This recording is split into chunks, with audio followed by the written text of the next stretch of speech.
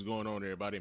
Welcome to the Spann Report podcast. I'm your host, Mr. Spann. This is episode number 352 of the report. And yeah, we getting right to the shit. I ain't having any cold opens this week. So we getting right to the shit, man. And yo, it's been a week since the last time I talked to y'all. I know I said previously that we are still thinking about making this a twice monthly podcast as opposed to a weekly podcast that may start in 2021. But I mean, your man Spann had some things he wanted to talk about this week, so we're going to talk about them this week. But of course, before we do any of that, I got to remind you guys how to get in touch with us over here at the Spann Report podcast and let your voice be heard, man. You can go ahead and hit us up at our hotline at area code 313-288-0485. That's area code 313-288-0485. Go ahead and leave us those voicemail messages. Those messages will get played here live on the show and responded to in kind. You can also email us here at feedback@thespannreport.com. That's feedback@thespannreport.com. Go ahead and leave us those emails, and of course, those emails will get read here and replied to here live on the show as well. Follow me on Twitter and Instagram. My name on all of those platforms is Mr._Spann. So go ahead and follow me there. Chop it up with your man Spann throughout the week.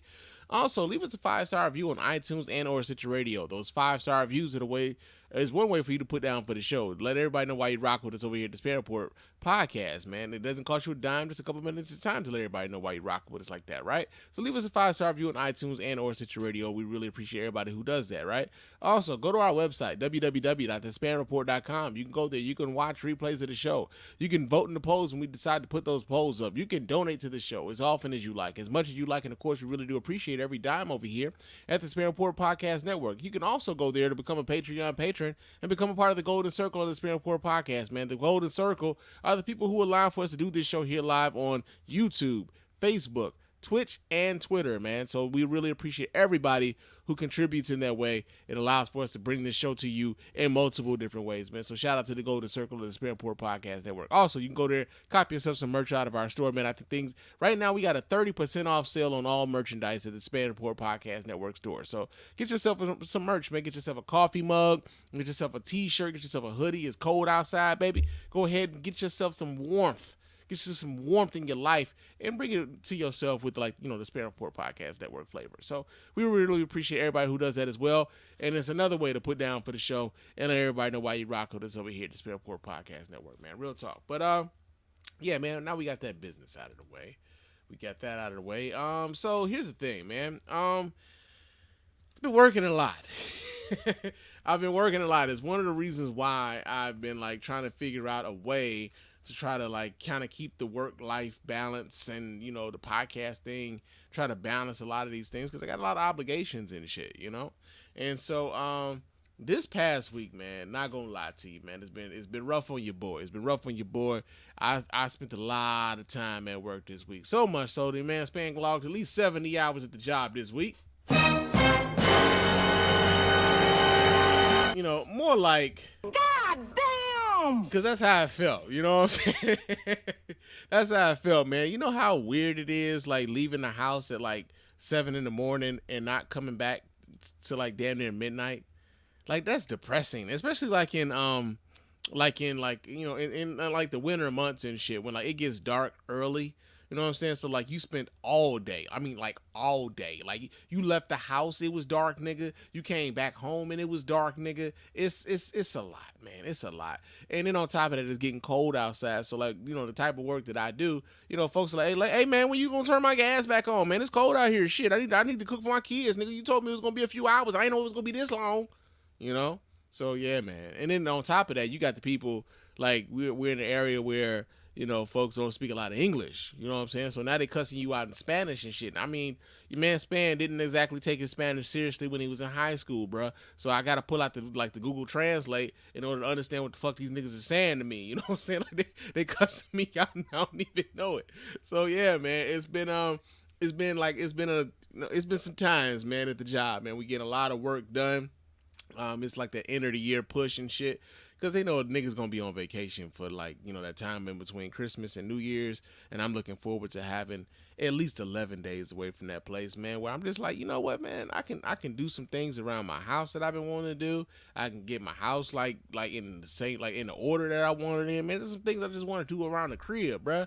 But you don't have time to do that when you at work fucking 15 and 16 hours a day trying to take care of business and shit. As a matter of fact, you know, while I'm talking about like some shit that just kind of happened to me at work and stuff, let me talk to y'all while I was like, so this happened Friday, right? So this happened Friday.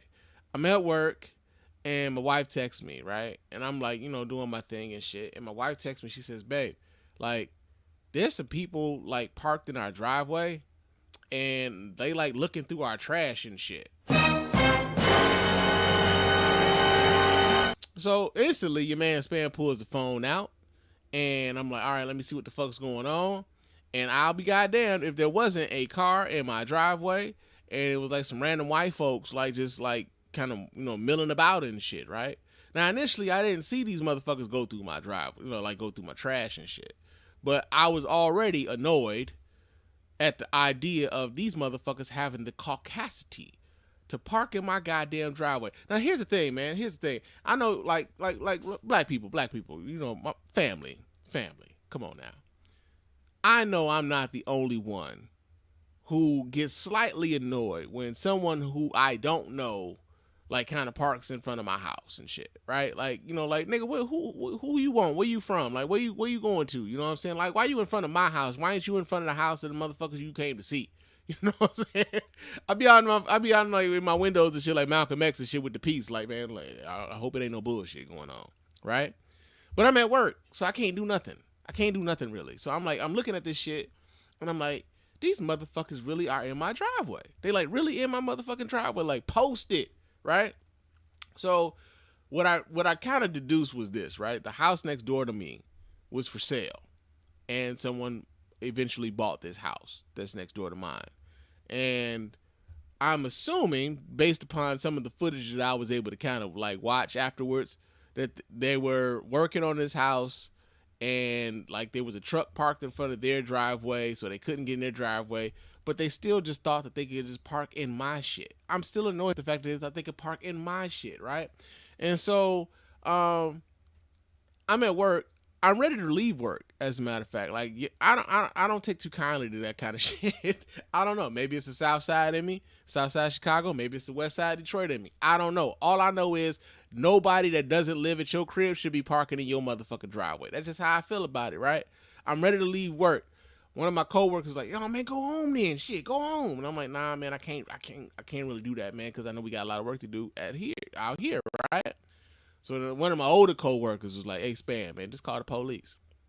Now, y'all know I'm not like the biggest fan of the cops, right? You know, if you listen to this show for any length of time, man, like the only time I think the police have ever like really done anything for me might have been can't really think of anything the police has ever done for me, but I mean, because most of the time the police is usually just imposing their will upon your boy.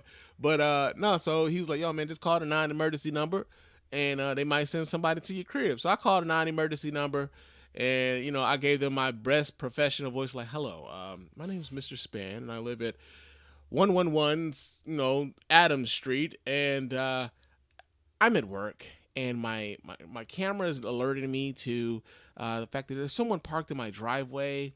They're going through my trash and things. I really don't know what's going on. It would be nice if you guys could send a car over there, just kind of talk to those folks and get them to move their cars out of my driveway. That'd be great.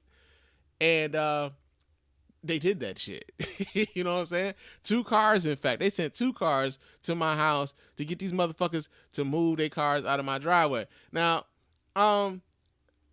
afterwards, I felt a little iffy about that, though. Like, calling the cops on these people, right? But at the same time, it's like, what was I going to do? I'm at work.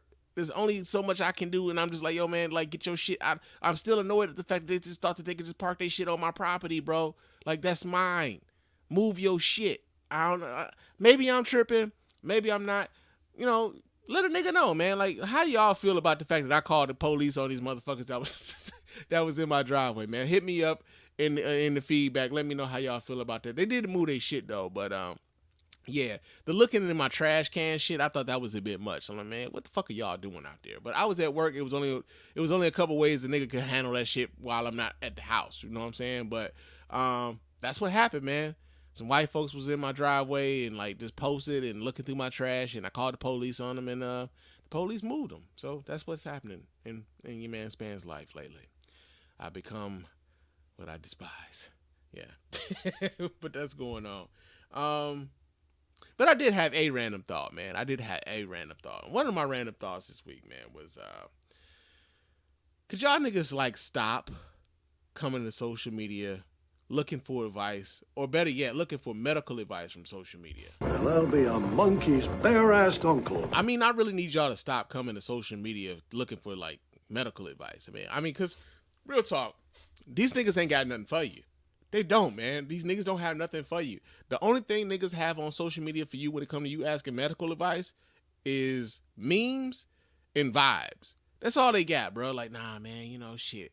You know, I'm just saying, man, I got this meme I can like slide your way, man, because they was talking about, you know, like, you gonna have to take these booster shots forever, nigga. Like, I don't know, do you really want to take boosters forever, nigga? Like, you know, you got that shit, and it was like, man, you know, I'm just like, you know, I'm just going with the flow, man, you know, so like, COVID catch a nigga, man, I'm gonna need y'all to just like kind of stop coming to social media with the shit. Listen to your doctors, man, listen to the medical professionals, and make the best decision for yourself medically with the advice from somebody who actually knows what the fuck they're talking about, right? But yo, man, that's been like my random thoughts on what the fuck has been going on with your man Spann.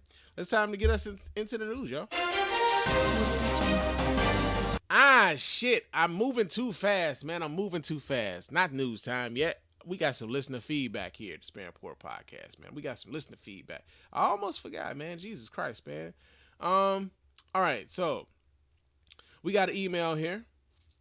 Our email comes from our homeboy Reggie. Reggie writes in to say, hey, Spann, missed you on your break, dude. I hope it was restful. It was. It was. And I also hope that you and your family are doing well. I had something I was thinking about concerning critical race theory, and I'd love to know your take on it. Okay?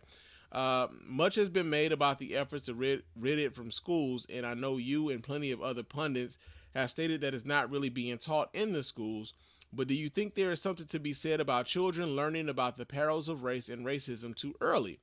And are progressives making it harder on themselves by simply dismissing the concerns of parents who don't necessarily have a problem with their children learning the real history of America? It's just that the education should be age appropriate.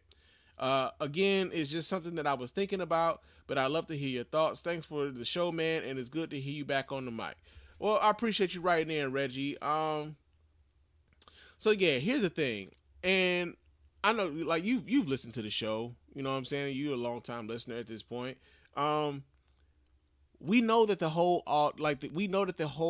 thing about critical race theory is bullshit because of the Christopher Rufo and like him coming out, who was the person who even like tried to make this a thing. Like he went on social media and admitted as such that he's basically trying to wrap everything that has something to do with any like sort of race discussion or racist history, trying to wrap all of that shit into the moniker of critical race theory. And so what you have is you've got a bunch of people who have absolutely no fucking clue what critical race theory is, lumping ideas and lumping things into critical race theory that have absolutely nothing to do with critical race theory, right? And so you got states, you've got legislators, you got the governor, or the now governor-elect in the state of Virginia, who pretty much ran on this idea that critical race theory was coming to invade the schools in the state of Virginia, right? But honestly, I think it's bigger than just the critical race theory thing. I think this is a multi-pronged effort. Off top, I just kind of believe that, especially the way that conservatives kind of move and the way that conservatives and Republicans and its current form, the Republican Party in its current form, I think they kind of benefit from the fact that most Americans aren't paying attention to shit. They're just not. Most Americans are worrying about how they gonna, pay bills, how they gonna put food on their table, how they gonna like just kind of get through their day to day. And so some of these ideas, some of these theories, some of these policies, some of these debates are something they're just not paying attention to because their mind is somewhere else, right? And I believe that Republicans like really, really, really do bank on that. They bank on the fact that the public is not necessarily knowledgeable about these particular topics. And so they're easily manipulable. You know, like they can be easily manipulated into thinking one way or into believing that this is something that is an existential threat to them, right? And so you combine the fact that like you got an education or a populace that is, by and large not paying attention.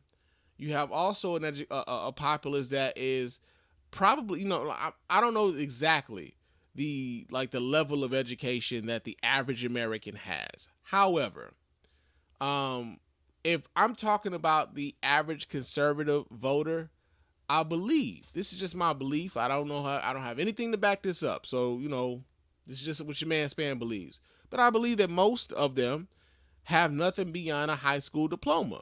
There's nothing wrong with that.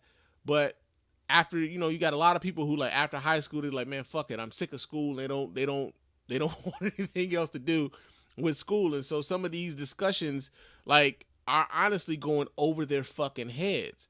And so they're easily manipulable or easily manipulable. That's not even a word, Spann, but easily manipulated into some of these thoughts, some of these ideas. Honestly, though, it's rooted in fear. What a lot of this shit is rooted in fear. You got a white populace in America who is scared to fucking death.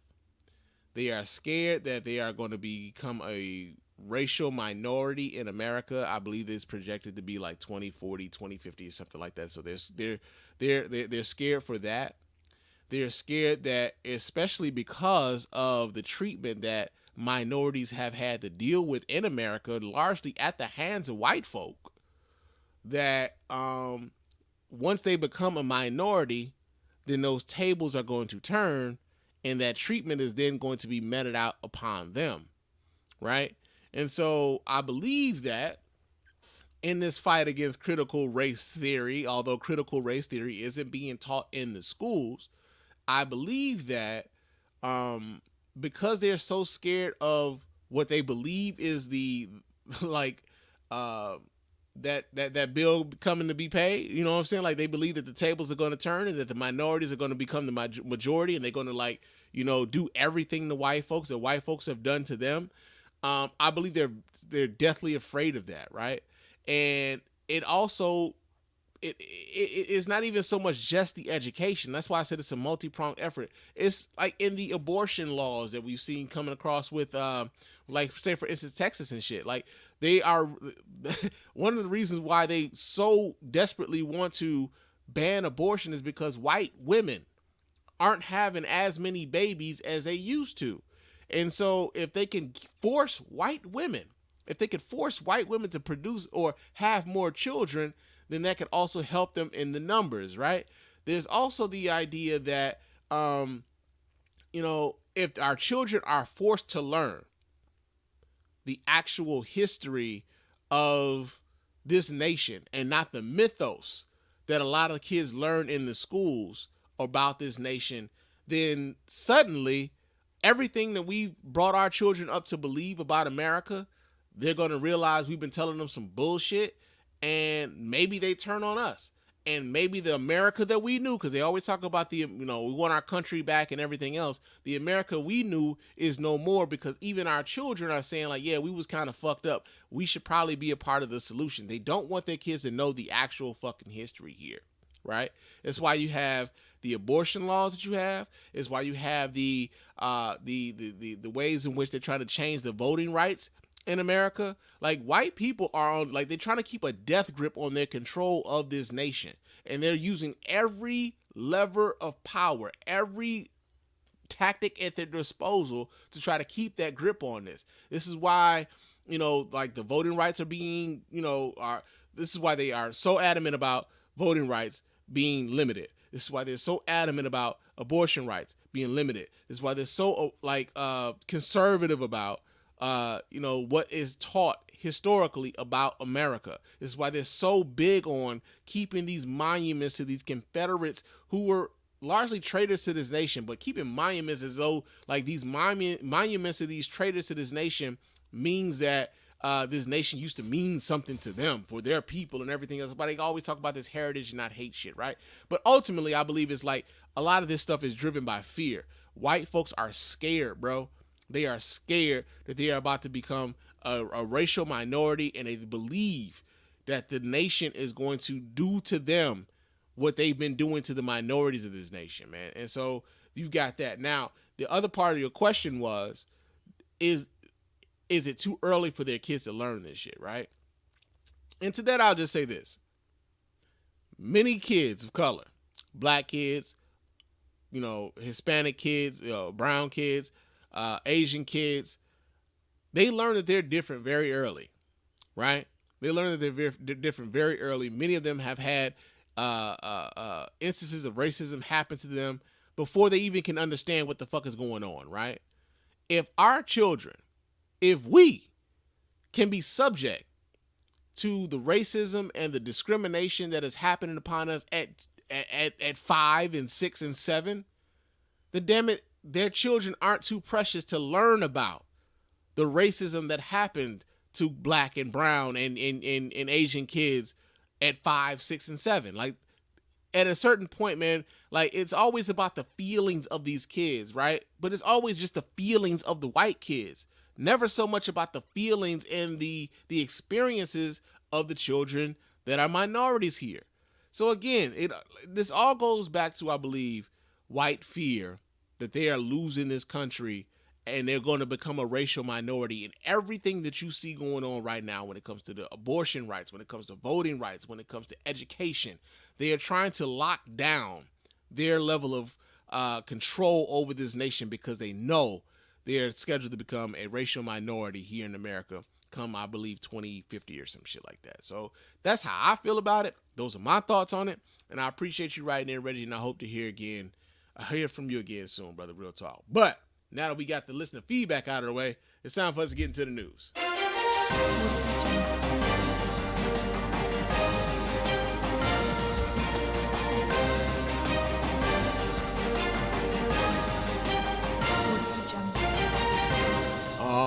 All right. Our first story here in the news has to do with one Jussie Smollett, man. And I'll be a monkey's bare-assed uncle. Yeah, man. Jussie Smollett is in the news this week. And the reason why Jussie Smollett is in the news has to do with the fact that he was found guilty and convicted of 5 out of 6 charges against him in the hoax, that the now proven hoax of a hate crime perpetrated against him. All right, we've got video here. We get this news from NBC, so let's go ahead and check this out real quick. Let me unmute that. Jury has reached a verdict, and it is, at least for most of the counts, guilty for Smollett. Let me remind you of what had happened here. The jury begun deliberating last night and between yesterday and today for something like 9+ hours, 9.5 hours on our count. Over the course of the trial, they heard from nearly a dozen witnesses, including 2 brothers, who say Smollett paid them to stage the whole thing. That was the crux of the prosecutor's case here, right? The prosecutors were saying, listen, this guy's credibility, in so many words, Jussie Smollett's credibility is shot. The defense was arguing this was not the case. Smollett denied that this alleged attack against him was a hoax. Remember, this was in 2019, this allegedly and racist and homophobic attack. And we now know that as Smollett has faced 6 counts of disorderly conduct for making what prosecutors say was a false police report about this attack, he has been found guilty on 5 of the 6 counts. 5 of the 6 counts guilty.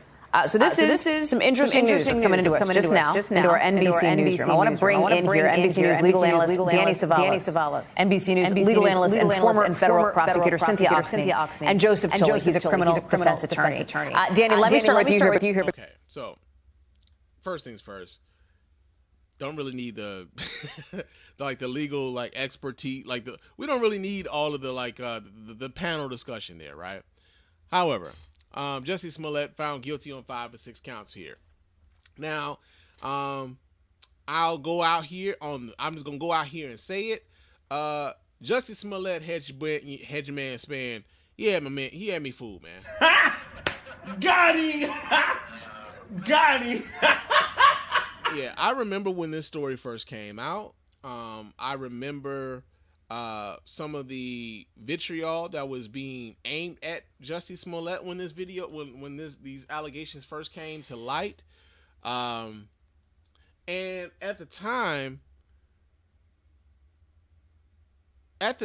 there was a bunch of folks who are known homophobes, right? A bunch of known homophobes, like even amongst some of my friend group and people that I've known for years, known homophobes by and large, who were calling into question what Jussie Smollett was saying, like just totally dismissing what he was saying offhand.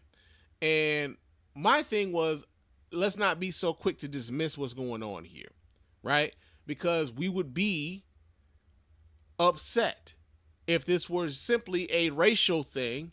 We would be upset if society at large is like, and we've seen it.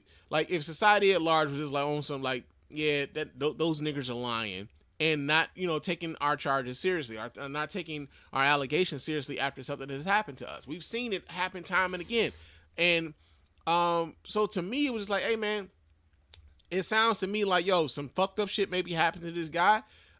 It just seems like real wild that we just so willing to just flat dismiss what he had to say, right, or what was going on with him. And like, I was adamant that we should probably listen to what this dude was saying. Like we should be more open to listening to what he said happened to him. And I was wrong. This is one of the stories that and it's weird too, right?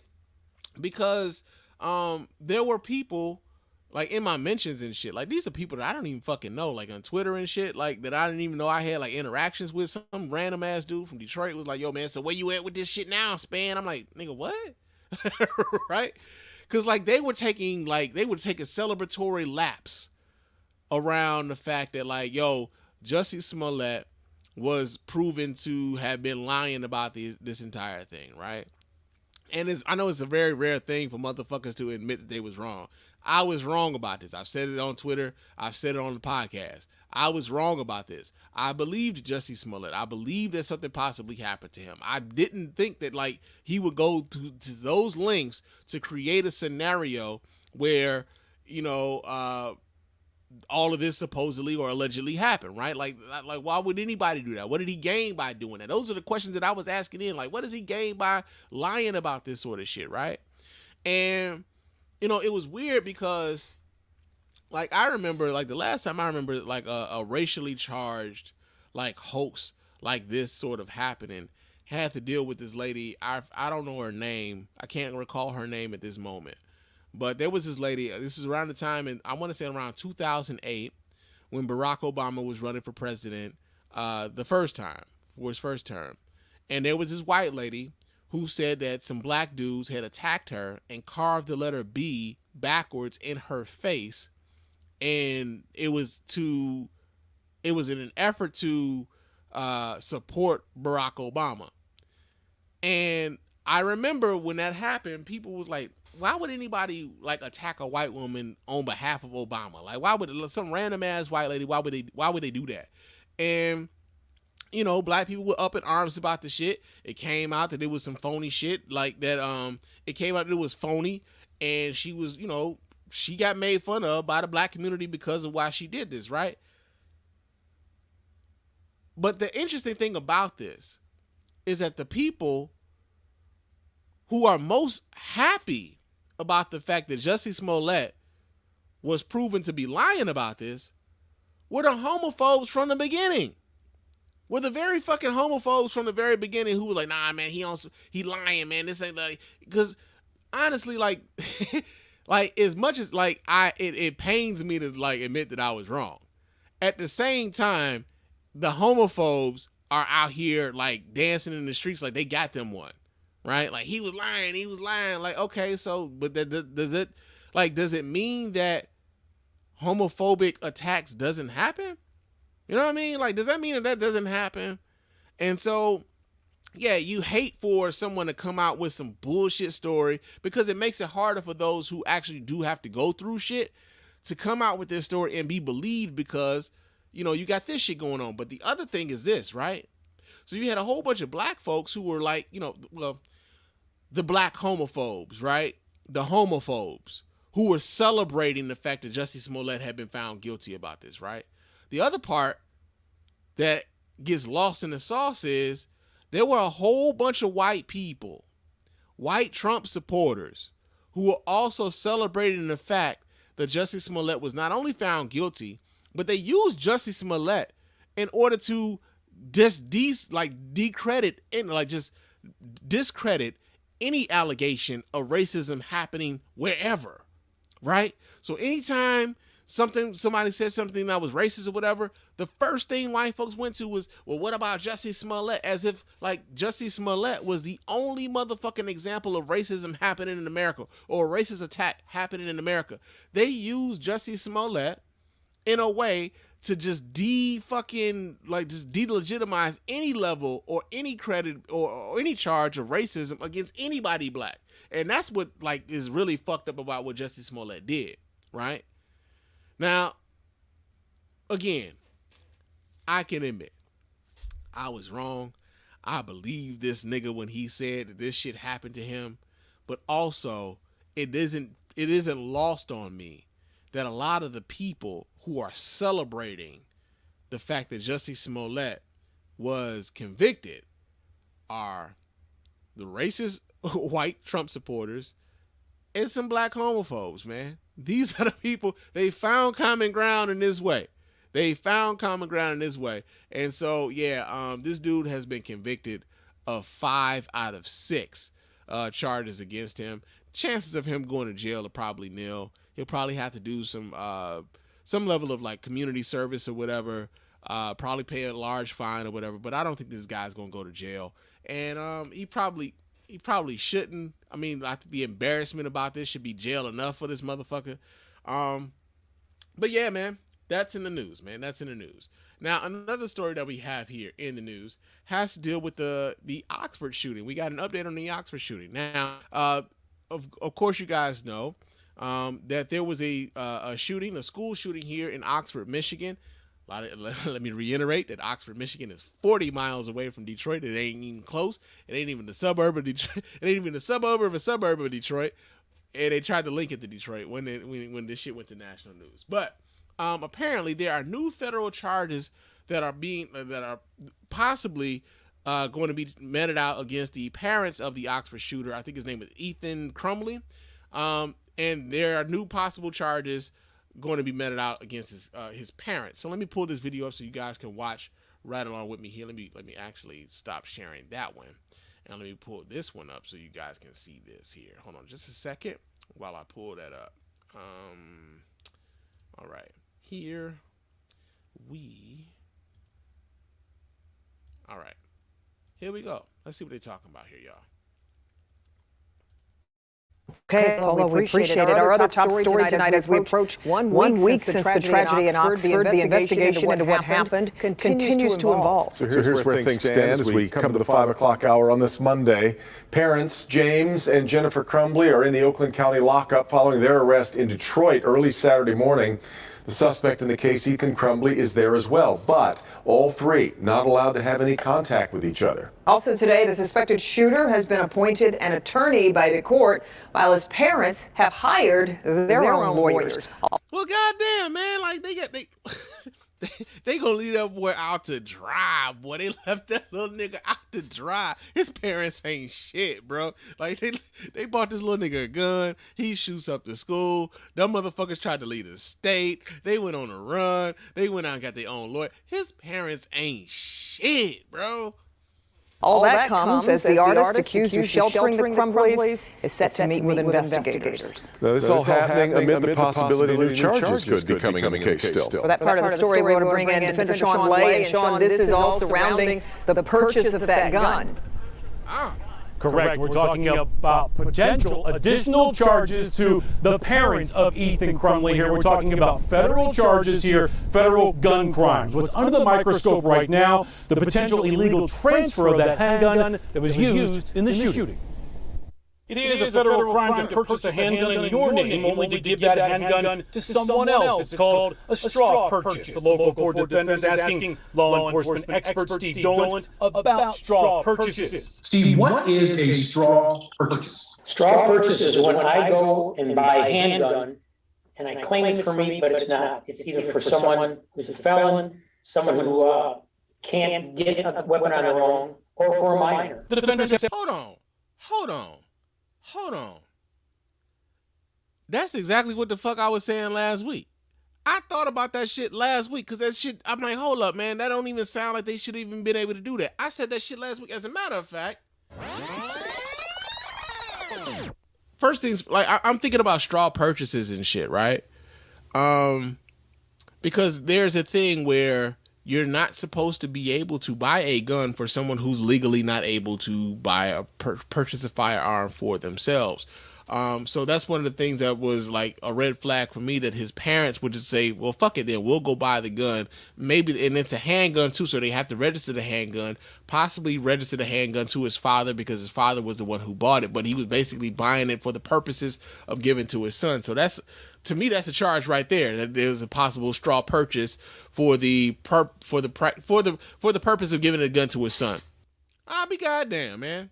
have confirmed federal prosecutors are now looking at the parents of accused Oxford school shooter Ethan Crumbley for allegedly violating federal laws when the handgun in the Oxford shooting was purchased. Investigators confirmed Father James Crumbley bought the handgun in his name. Crumbley's mother, Jennifer, confirmed the potential illegal transfer of that firearm to 15-year-old Ethan in an Instagram post saying the gun was for her son. The weapon was bought for him. He had easy access to it. It was not safely secured. He essentially considered it his gun. In this particular case, the father claims he bought the handgun for himself, and yet he's made public comments, my understanding, saying, I got it for my son. I did too. Well, the son's not 21. Nope. And it's a handgun. It's a handgun. Even if you were to purchase a rifle, the person you give it to has to be at least 18. Back here live, Ethan Crumbley is 15 years old. Another federal crime I'm told is being looked at here is bringing a handgun within 1,000 feet of a school. Devin, Kimberly, back to you. Yeah, man. And this is the thing. This is the point that I try to make when we talk about guns and gun laws and gun ownership and stuff like that. I know a lot of folks like they have this idea of like what a responsible gun owner is. A responsible gun owner knows all of this shit and follows the fucking rules, man. We follow the fucking rules. Like, listen, like that's a 10-year felony. A straw purchase is a 10-year fucking felony, dude. Like, you buy a gun or a handgun, especially, because I know here the laws in Michigan are like so, are like so, right? The thing is with a rifle, you don't actually have to register a rifle at all, right? But you do have to be at least 18 years of age in order to purchase a rifle. If your parents are going to buy you a rifle, guess what they have to do? They can't buy you a rifle until you're 18, right? The same thing with a pistol or a handgun. You have to register your handgun. When you buy a handgun here in the state of Michigan, not only do you get a sales. Okay, so here's the thing. When you buy a handgun in Michigan, you get the place that sold you the gun, they keep a sales record of your purchase of the weapon from them, right? Then they give you a card. You have to keep one card for yourself, and that is to show your proof of registration of said firearm, right? Then you have to go to the police department of your city that you stay in or that you live in. You have to give them 2 copies of it because they keep a copy and they send another copy to the state of Michigan or the Michigan State Police, right? So his father bought all of this, but he bought the gun, did all of this shit, only to just hand the gun to his son and say, this is your birthday gift or this is a Christmas gift. That's a straw fucking purchase. That is a 10-year felony on top of all the other shit that he's got going on. And so, yeah, man, like that's just, I'm just glad that at this point, those charges are actually being meted out. Because my whole thing when it comes to like the gun laws and shit is that we actually enforce the fucking laws that are already in place, man. There are laws already in place for shit like this.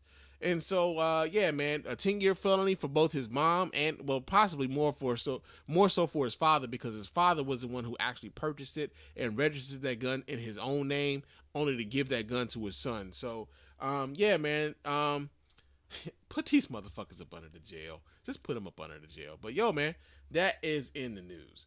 Now, another story that we have here in the news has to deal with the fact that the Supreme Court is actually allowing challenges to the Texas abortion law. And that'll be a monkey's bare-assed uncle. But they're allowing the abortion law to stand while their challenges are being put through the court system. God damn! Yeah, so we get the story here. This comes out of, hold on just a second, let me pull this back.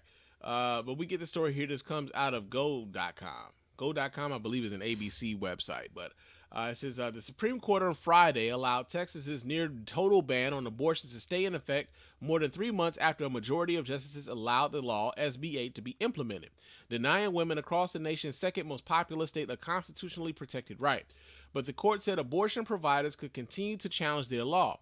The 8-1 decision written by Justice Neil Gorsuch was at least a temporary victory for abortion providers and civil rights groups that had been challenging the law.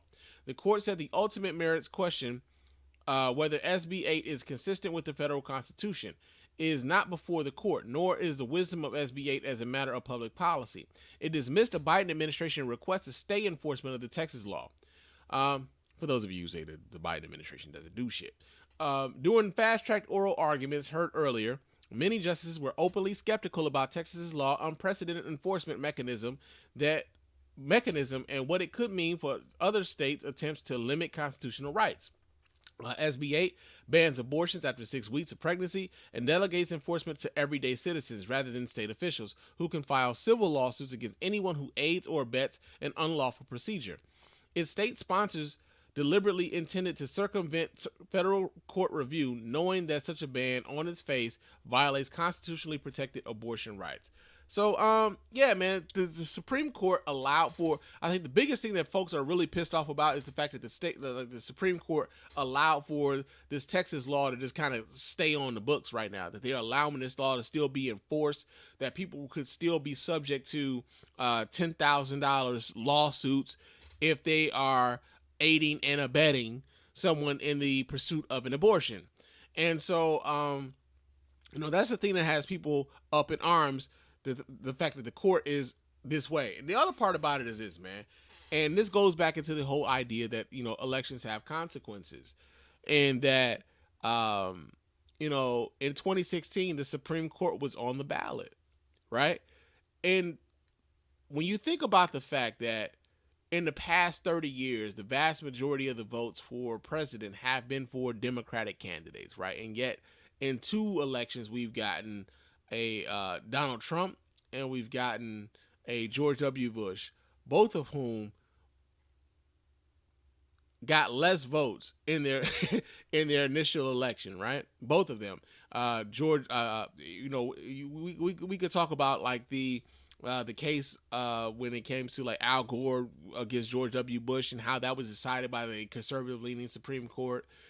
We could talk about the fact that the Electoral College allowed for Donald Trump to become president despite the fact that he had less than 3 million. He had 3 million less votes than Hillary Clinton in 2016. We could talk about that, right? However, because of the way in which, these presidents have been elected, the presidents are the ones who put forth the Supreme Court nominees. Donald Trump was able to put 3 fucking Supreme Court nominees on that court. 3 of them. And Donald Trump believes that the Supreme Court owes him because he put at least Neil Gorsuch and Brett Kavanaugh and Amy Coney Barrett. He believes that they owe him some decisions because he was the one who nominated him. Like Donald Trump is very transactional in that way, right? And so all of these people who are conservative leaning are folks who have in their confirmations, they talked about Roe versus Wade being settled, precedent and everything else. But, it's one thing to say that so you can get on the fucking court, right? you going through your confirmation hearings and shit like that. Yeah, you'll say whatever the fuck it is because you want the job, right? So you'll say whatever the fuck if it's gonna get you the job. But they get on the court and now it's like, hey, you know what? Maybe we should rethink this here. You know what I'm saying? Maybe it might not necessarily be as settled as we think it should be. You know, maybe we should think about this.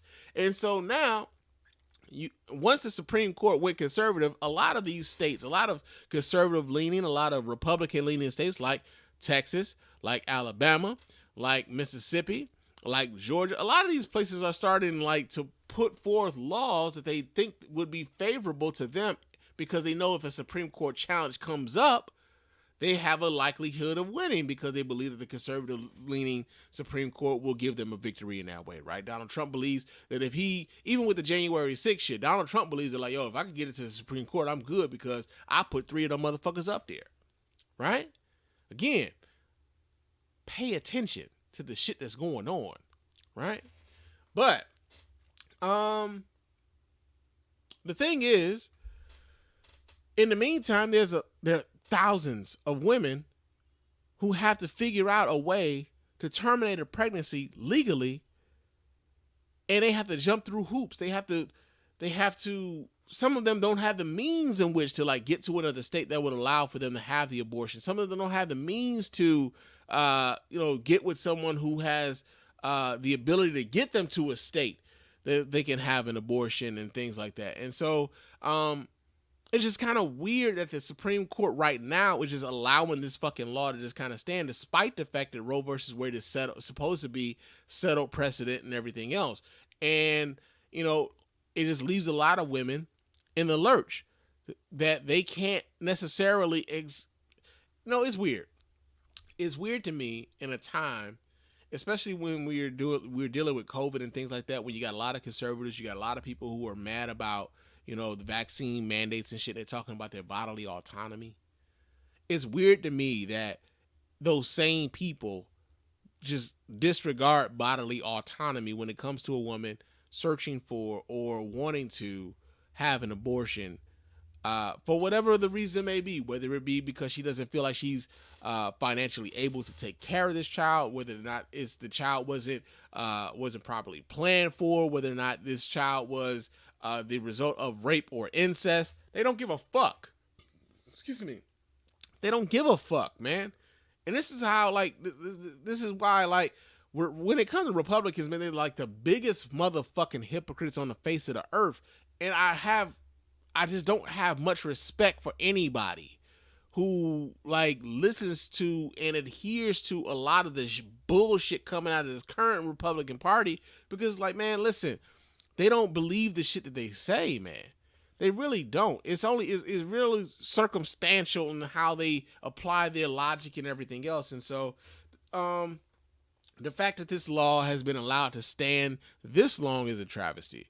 But I guess they can count a win, maybe, that they've allowed for there to be challenges. And I believe that there's going to be a challenge all the way up to the Supreme Court when it comes to this. But I just feel for the women who are in dire straits, who don't know what they're going to do, and are going to probably be forced to have a child that they're really not prepared and not ready to take care of, man. And so that's in the news. But so, yeah, that's been the news.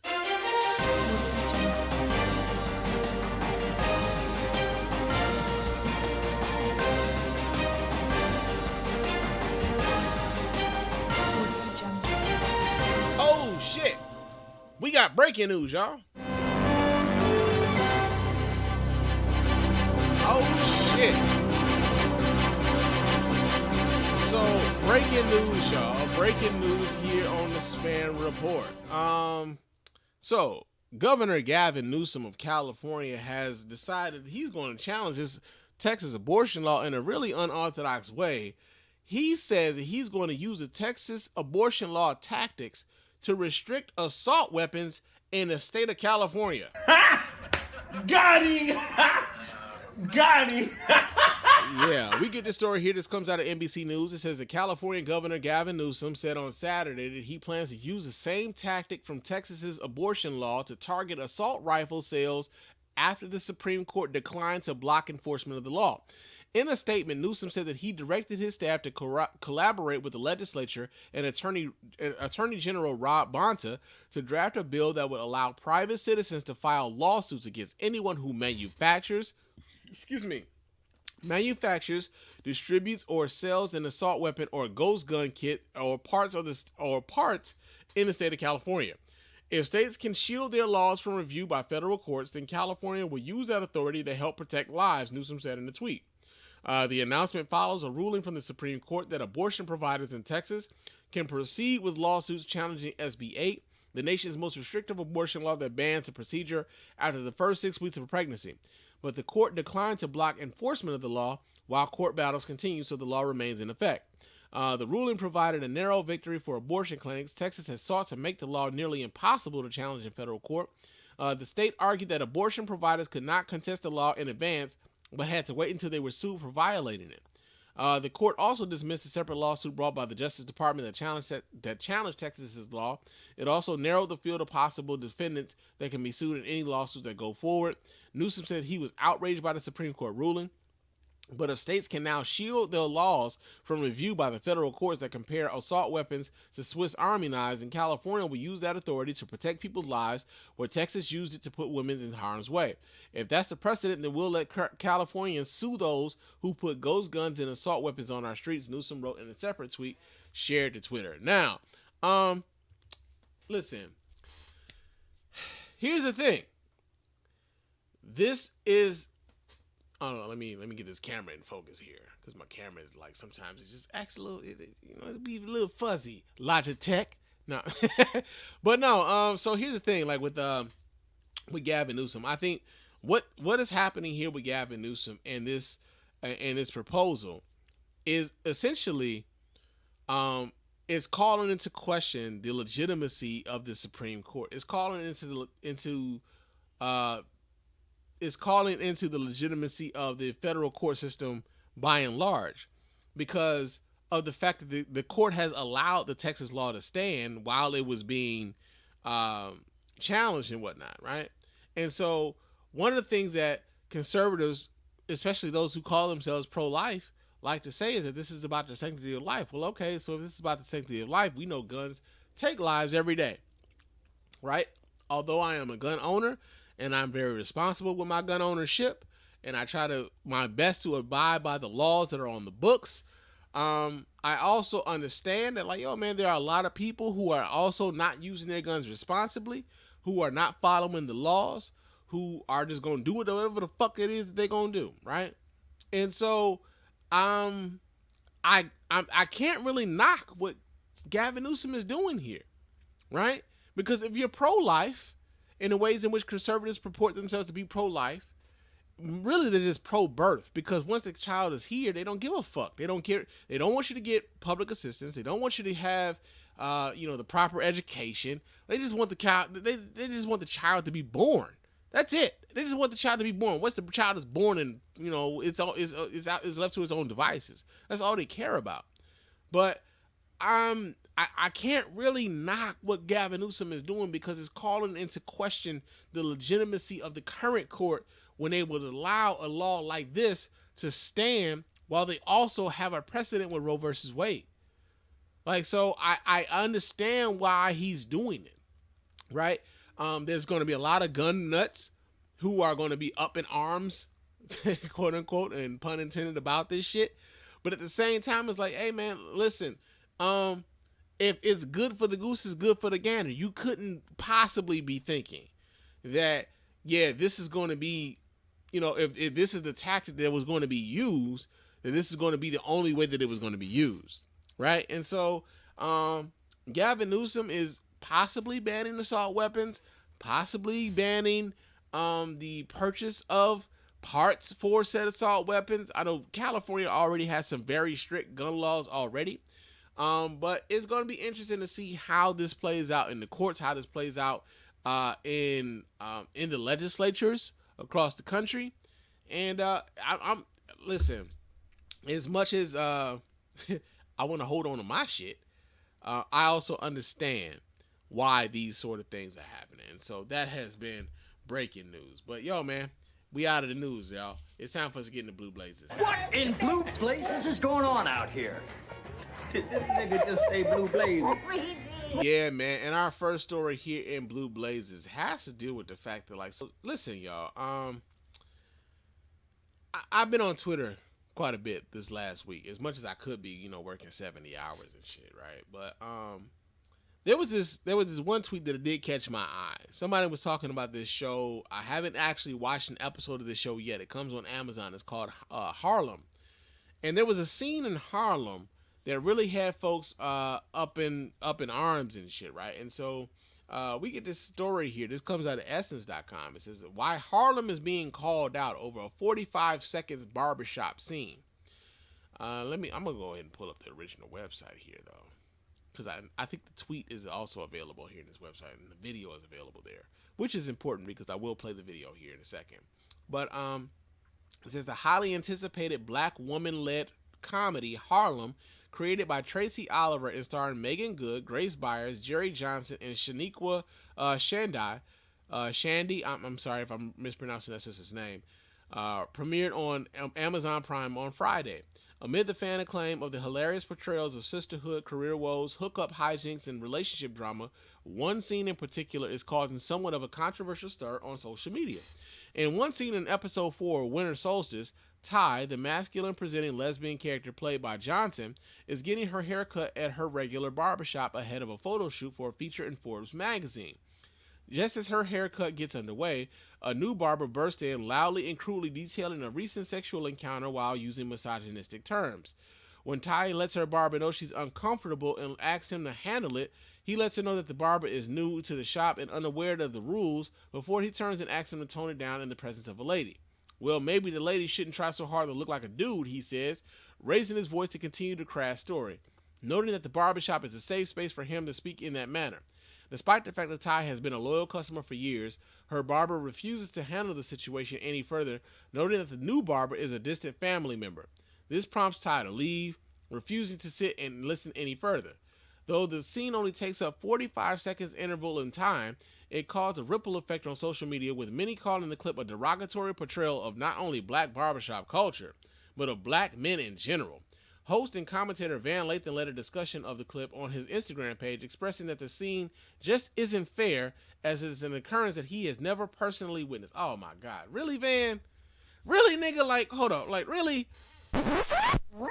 So Van Lathan was leading this discussion, talking about this is something he ain't familiar. Oh, okay.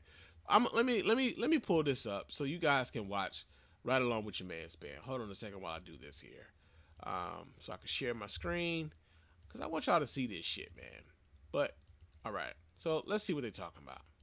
I'm telling you, these hoes busted wide open for a 6-piece nugget, no fries. Yo, you gonna handle this? He's new. You don't know the rules.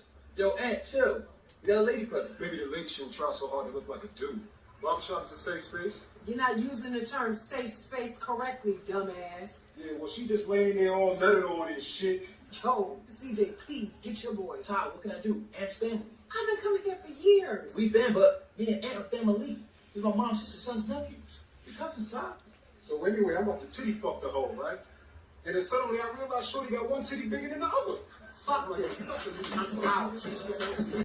All right, so here's the thing, right? I initially saw a tweet about this on Twitter, and yeah, I was like, off top, yeah, it's a comedy.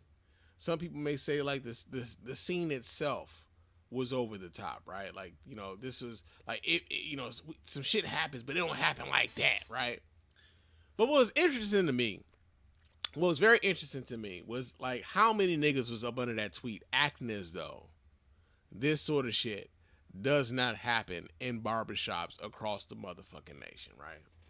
So I don't go to the barbershop no more.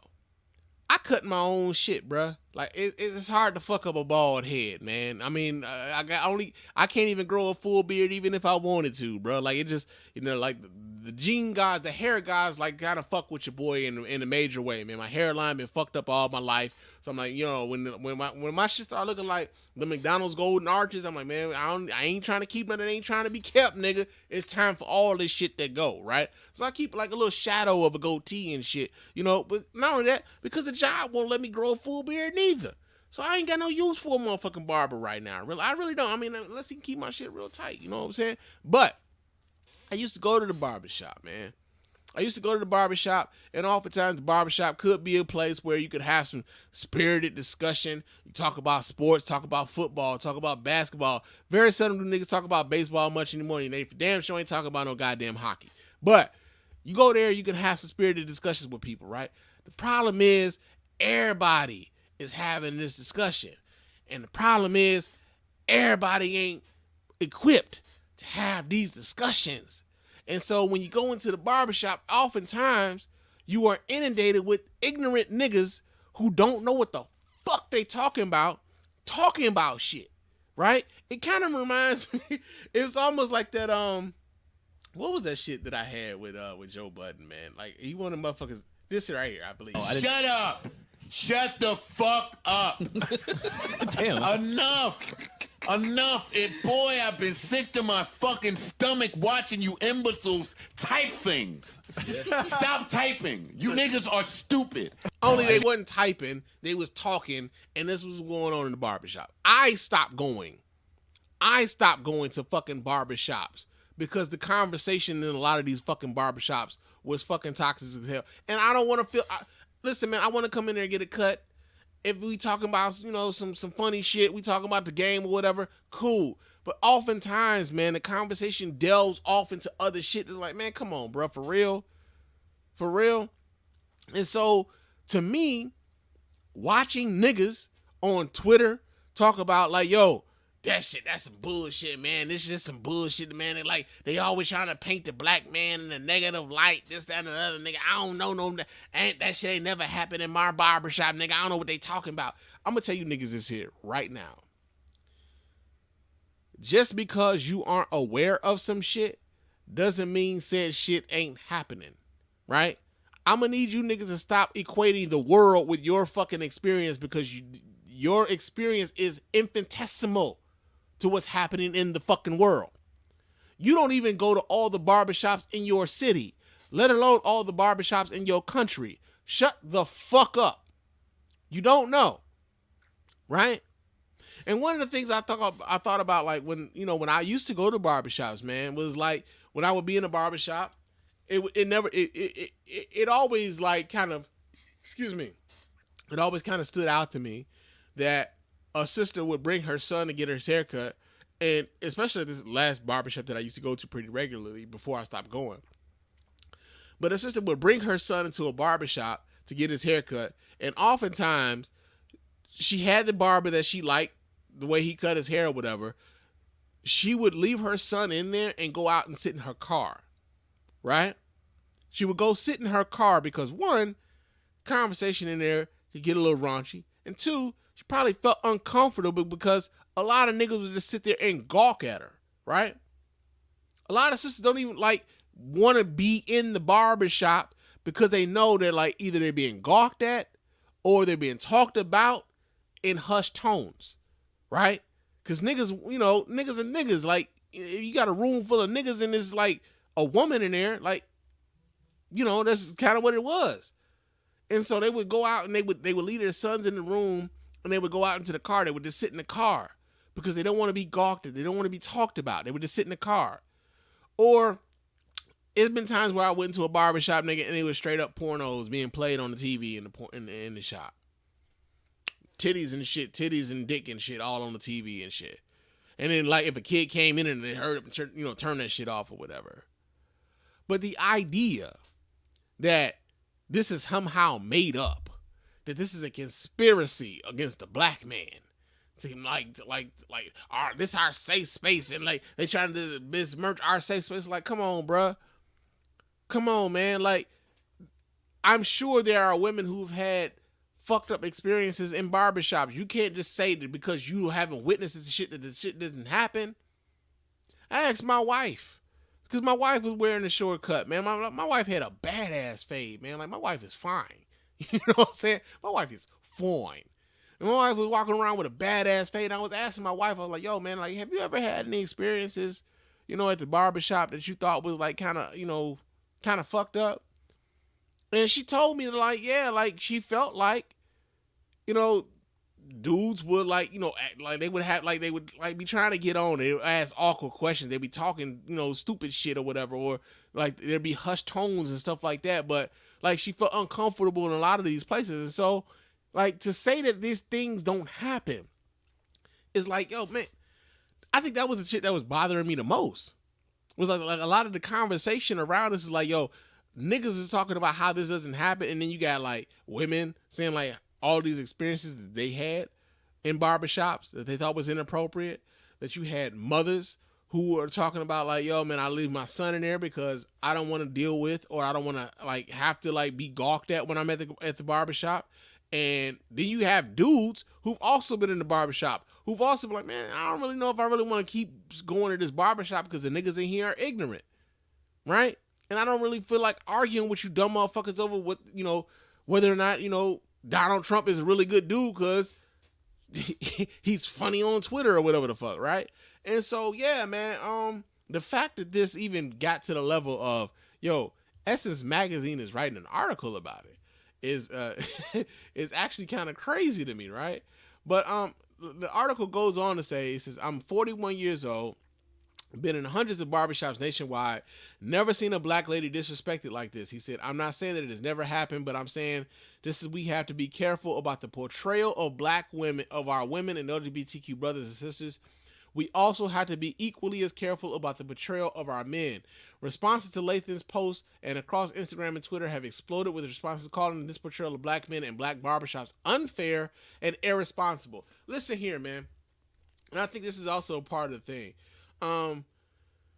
We have to stop extrapolating one experience with the whole of the black experience, right? So one show on Amazon doesn't encompass the entirety of what it means to be black at barbershop. Even my experience of what it means to be black at the barbershop isn't the definitive experience of that. I am not oblivious to the fact that my experiences at the barbershop, which have led me to stop going to barbershops, is my experience. I don't therefore say like all black barbershops are fucked up. I'm just saying the ones that I've been to have been fucked up. Right? And so that's the thing, man. Like, there's like this idea that when it like we deal with so much emotional and what's the word that I'm looking for here? We deal with so much, not only just emotional, but shit, I can't think of the word that I'm thinking about right now. But it's like this thing where like we feel as though when we are portrayed a certain way, even if it's an accurate portrayal of black life, in many ways, sometimes we don't want that to be put out into the atmosphere, right? We don't want that. It's almost as if we were airing our dirty laundry, so to speak. But the honest, the truth of the matter is, there are people in the LGBTQ community can attest to this because they've said so. Like, yo, when I go into a barbershop, these have been some of my experiences. As a black man, who the fuck am I to tell them, like, yo, man, your experience is some bullshit. I ain't never seen it, therefore it didn't happen. Right? And that's the problem. Too many of us have been so willing to just say that because I haven't noticed this shit or I haven't seen this shit, your experience is null and void. It didn't happen. Ain't that the same thing white folks do to us when we talk about racism, dog? It's the same shit, man. It's the same shit. But, yo, that's in Blue Blazes, man. That's been in Blue Blazes. It's been crazy to kind of like, you know, witness some of that discussion, man, real talk. But this next story that we got here, though, is kind of crazy. Let me try to focus this camera here because this camera, I don't know what the fuck, man, but there we go. Now we focus. Thank you, camera. Thank you. But this story that we have here is actually kind of crazy. I'm surprised this is something that we even talking about here in 2021, man. who the fuck saw this on it? Who the fuck had this on the bingo card? You know what I'm saying? So, check this out, y'all.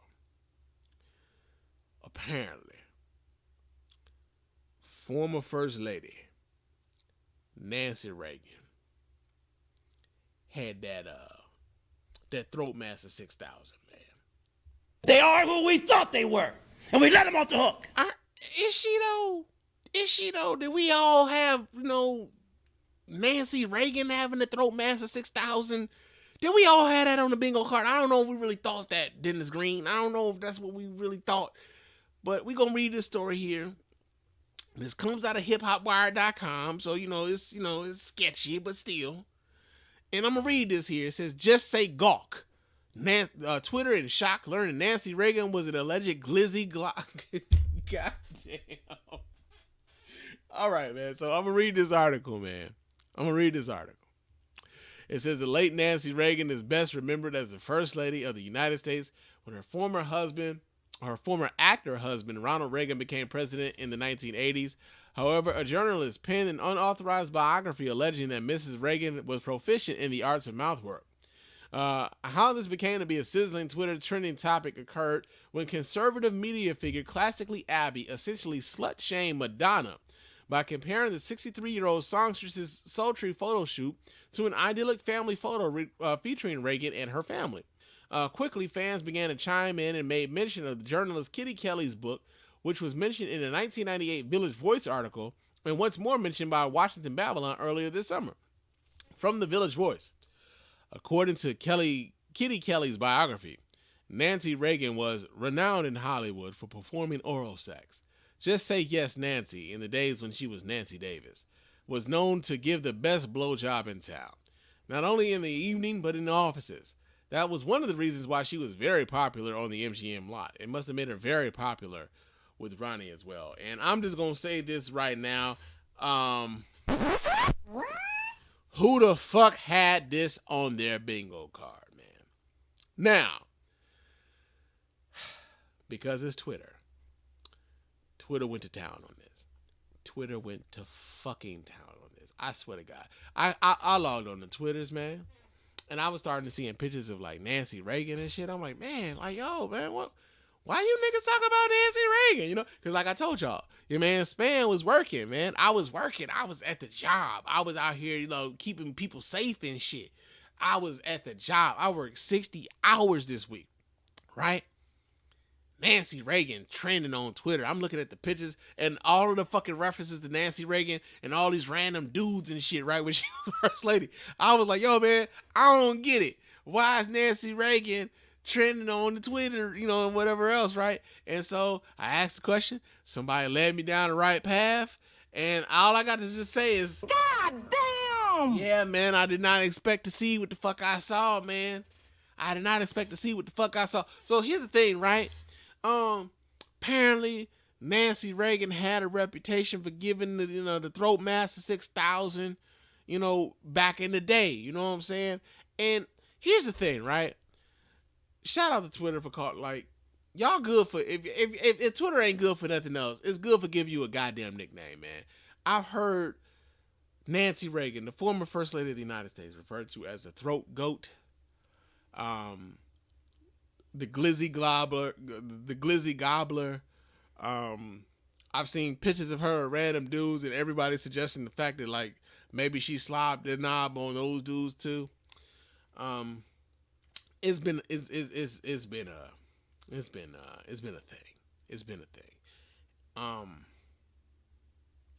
But THROATUS though.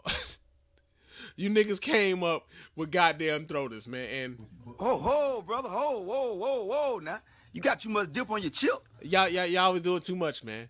Y'all called that lady motherfucking THROATUS, bro. And I swear to God, y'all doing too much, man. Y'all doing way too much. But listen, man. Oh shit.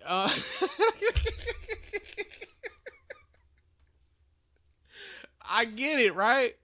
I get it. Some conservative lady was out here slut shaming Madonna and shit.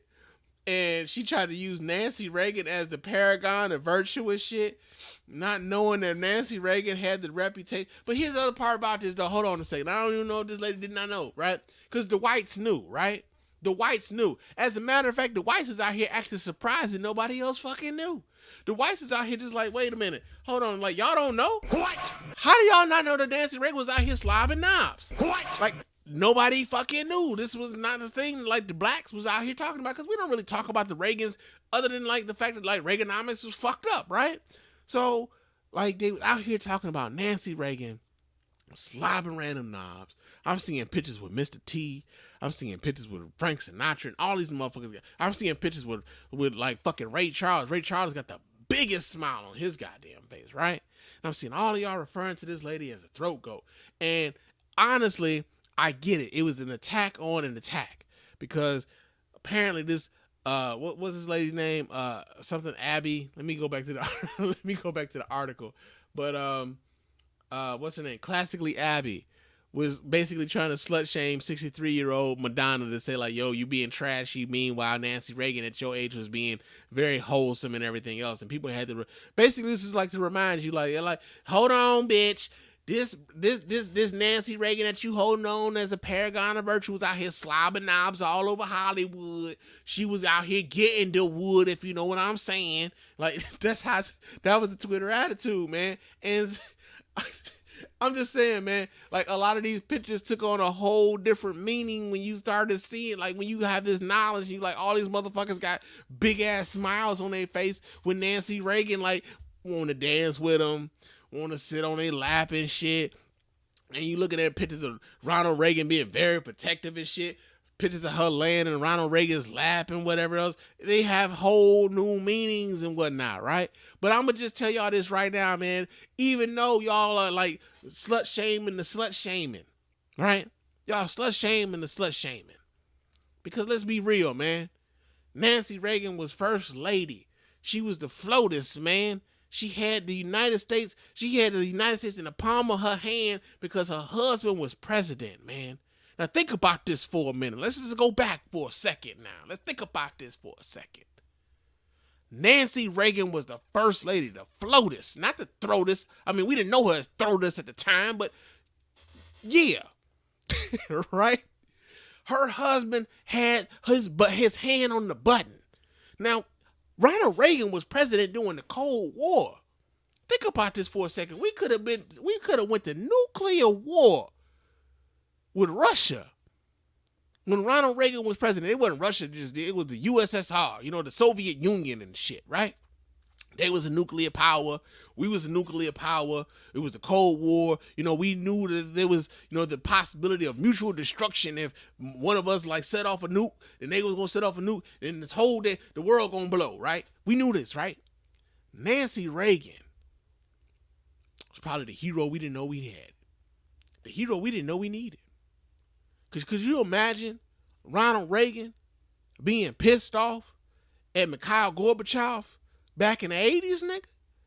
Could y'all imagine that, nigga? Think about this for a second. Ronald Reagan on the phone with like the United Nations or something like that, or maybe even Mikhail Gorbachev himself, you know, because he had the audacity to go to Germany and say, Mikhail Gorbachev, tear down his wall and shit. But think about this for a second. You know, Ronald Reagan could have been a hothead, man. Maybe the reason why we didn't go to nuclear war, maybe the reason why there wasn't a World War III was because Nancy Reagan was in that White House, man. Maybe because we had to throw this in the White House, man.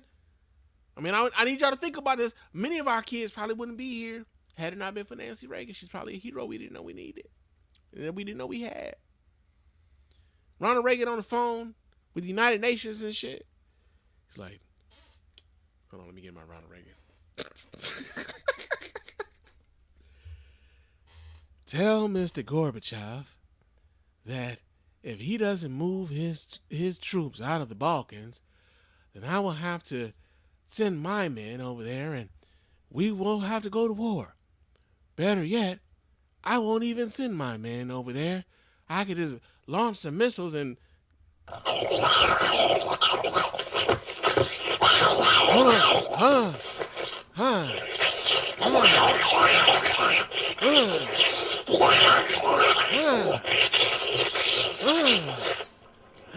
Okay.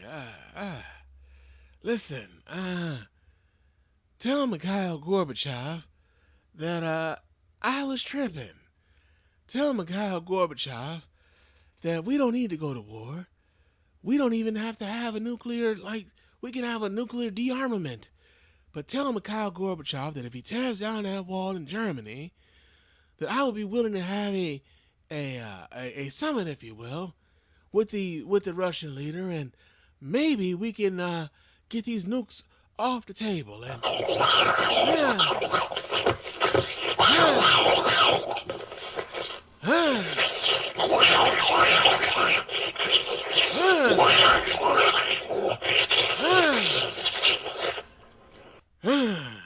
all right. Well, this has been a productive meeting, and I will talk to you guys again soon. This is Ronald Reagan signing off, and God bless America, and God bless Nancy Reagan. Listen, I'm telling y'all right now, man, Nancy Reagan may be the reason why many of y'all kids still running around here right now, that we are even alive right now, like for 2021, possibly going into 2022. I mean, we could also fault her for, us being alive and enough of these motherfuckers being allowed to vote Donald Trump in as president. But I'm just saying, man. I'm just saying. The throat goat. The THROATUS 6000. Like, the THROATUS was among us in the 80s, and she's a national hero. And I won't have y'all besmirch this lady's character, man. I know she's Republican. Okay? I get it. I know that she didn't give a fuck about, STEM. I'm sorry. She didn't give a fuck about, what was that shit? Shit, I'm losing my motherfucking train of thought now. Oh man, stem cell research. That's what I was thinking about. Stem cell research. I know she didn't give a fuck about stem cell research until Ronald Reagan was suffering from Alzheimer's. But here's the other part about it. Here's the flip side of that. Who's to say that Nancy Reagan also wasn't the cause of Ronald Reagan suffering from the Alzheimer's? Because she probably she blew that nigga's brains out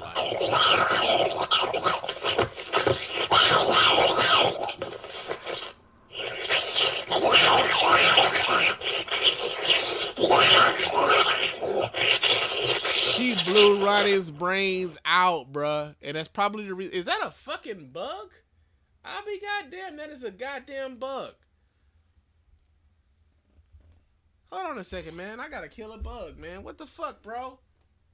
You don't live here, man. You don't pay no bills. Where'd he go? Shit. Alright, I'll catch his ass later. But, yo, that's in Blue Blazers, man. Another story that we have here in Blue Blazers. I really thought about putting this story here and Proud to be an American, because this seems like some Proud to be an American shit, right? But there was a lady who, we talked about this earlier when it came to the email that Reggie wrote us. Excuse me. Where we talked about the battle for critical race theory and how these people are going to these school board meetings and they're fighting against these things. But also when it comes to COVID, these people want the kids to go to school. They don't want their kids vaccinated. They don't want their kids to wear masks. They don't want to be a part of any mitigating efforts when it comes to eradicating the COVID pandemic here. And there was this one lady who kind of encompassed the American, honestly, I kind of feel like the quintessential right-wing American idea of what it means to be anti-vax, anti-mask and shit. These motherfuckers are out here singing goddamn COVID carols, y'all. God damn! They singing COVID carols, y'all. So let me pull this up so you guys can watch.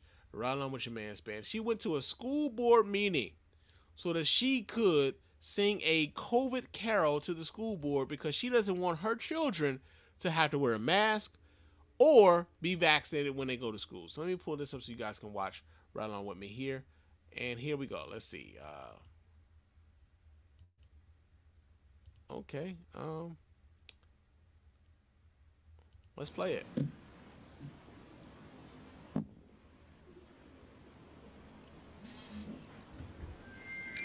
Bridget, let's end this emergency. I don't want a lot for Christmas. Just body autonomy. Let's just say this right now. I know she sucks at karaoke too. And like she probably had a few before she got on. Like she probably had a few drinks and got the courage. But I'm sure when she's at the karaoke bar, they're like, oh my God, it's her again. Fuck! I don't care about the variants because of natural immunity. I just want my freedom now. The Constitution will show us how. Make my dreams come true. Oh my God. And the state of emergency and acknowledge early treatment. Jesus.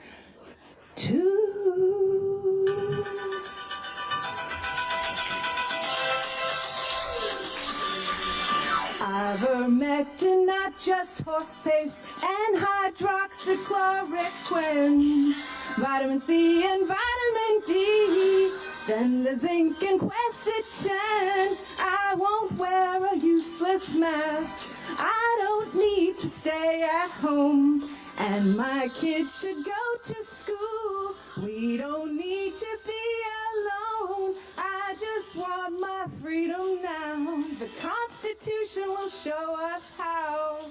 Make my dreams come true. Baby, I end the emergency. Let's have a happy holiday, everybody. Yeah, COVID done broke white folks, man. COVID done broke these motherfuckers. I'm sorry, man. But not only that, what I really wish somebody at the goddamn like school board meeting would have just said was like, what the fuck is wrong with you? You crazy? Yeah, I just kind of wish somebody would have said that to her. You know what I'm saying? Like, yo, what the fuck is wrong with you? Like, seriously, man. But that has been Blue Blazers, y'all. What in blue blazes is going on out here? Did this nigga just say blue blazes? All right, now our well, you know, it's time for this, y'all. Well, we're out here denying the COVID-19, and we don't really want your goddamn vaccine, but we will jump on TikTok searching for cloud. So I guess you can say we fucked around and found out. We fucked around and found out. Fuck around and find out. Whoa, whoa, fuck around and find out. Yeah.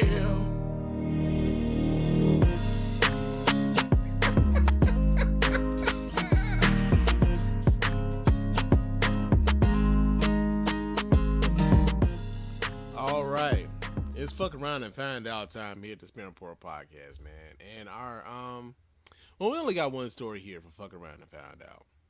And the reason why we only had a one is because this is one article, and it actually kind of questions things such like the fuck around and find out segment, right? We get this story here. This comes out of the New York Times, and it says they died from COVID, then the online attack started, right? I'm gonna read a bit from this because it's a really long article, but yeah, it just kind of calls into question things like the fuck around and find out segment and websites that are sort of mocking those who are been very vocal about their anti-vax, anti-mask, anti-COVID stances, and they've died from it, right? So we're gonna read the story here. This comes from the New York Times. It says the social media profiles of anti-vaccine victims of the pandemic have made them and their families targets of trolling even after their deaths. Before he died of COVID-19 in September, Nick Bledsoe was not shy about publicly sharing his opposition to masks and vaccines on Facebook. In April, Mr. Bledsoe, an auto mechanic from Opelika, Alabama, added a frame declaring, "I don't care if you've had your vaccine," to his profile photo and urged his father to not get the shot. During the summer, he posted a petition against school mask requirements, cursed President Biden and his vaccine, and in his final post, shared a video casting doubt on the safety of vaccination against the coronavirus. Then, with his last words before being placed on a ventilator, Mr. Bledsoe agreed to get vaccinated once he recuperated, according to his father. But he never left the hospital, dying at the age of 41 and leaving behind a wife and 4 children. And to that, I will say, God damn! Also, you shouldn't have been talking shit. Right. So, yeah, because that's fucked up. The day after Mr. Bledsoe died, his father started urging those who were unvaccinated to get the shots. The details of Mr. Bledsoe's death and desperation-fueled change of heart stayed largely confined to his Facebook page. That is until they appeared in screenshot detail the following week on a website that compiles the coronavirus deaths of vocal vaccine opponents. Almost immediately, strangers began barraging the dead man's Facebook page with insults and mockery. They were making comments that he should have died, that he deserved to die. His father, Hal Bledsoe, said his father, Hal Bledsoe. It hurt. These and many other losses fill a host of websites that claim to be educational but are fueled by Schadenfreude at the deaths of the unvaccinated, whose social media posts included Trump memes and conservative conspiracy theories. An exhortation on one such site reads, "Everyone listed on this site helped spread COVID-19 misinformation and then paid the price for their views, shared to stop others from making the same mistakes." Schadenfreude or public service. Just as cell phones have changed American policing, social media has transformed the way Americans chronicle their lives and increasingly their demise. It has also resulted in many people leaving behind a trail of ideology that's hard to untangle from their untimely deaths. And in a hyper-partisan culture plagued by alternative facts and debates over the most basic scientific realities of the pandemic, many among the vaccinated are eager to brandish such accounts as a final, indubitable proof that the COVID deniers and those who are anti-vaccine are dangerously misguided. Tapping into the outrage are Reddit forums where there are entries focused on suicide by COVID and awards granted to those who died. The cruel sentiments have migrated offline as well, manifesting in things like gravestone lawn ornaments engraved with the phrase, "I did my own research," images of which were shared widely on social media before Halloween. Colin Wayne Leach, a psychology professor at Barnard College who has studied emotions like Schadenfreude and gloating, said the sentiments underpinning these websites are an outgrowth of the nation's extreme polarization. And that's as much as I'm going to read from that article. I'm going to, leave a link on the website so you guys can check that article out for yourselves. But I think the reason why websites like that exist, the reason why, and I can only speak for myself when it comes to the fuck around and find out segment, is the fact that so many of these people have ignored sound medical advice, and they've allowed their politics and their allegiance to Donald Trump to kind of lead where they're going. Not even so much lead where they're going to go medically. No, it's as if they don't give a fuck about society at large, right?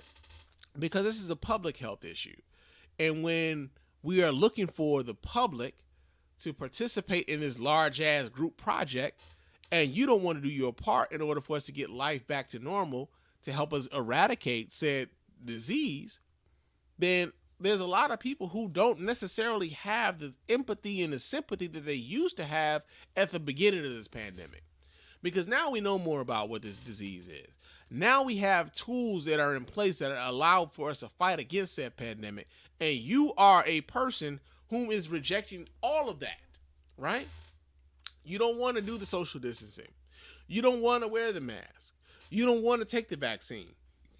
You just want to do the shit the way we used to do shit. And trust and believe, everybody else wants to do so too, but you don't want to do the work. You don't want to do the social distancing.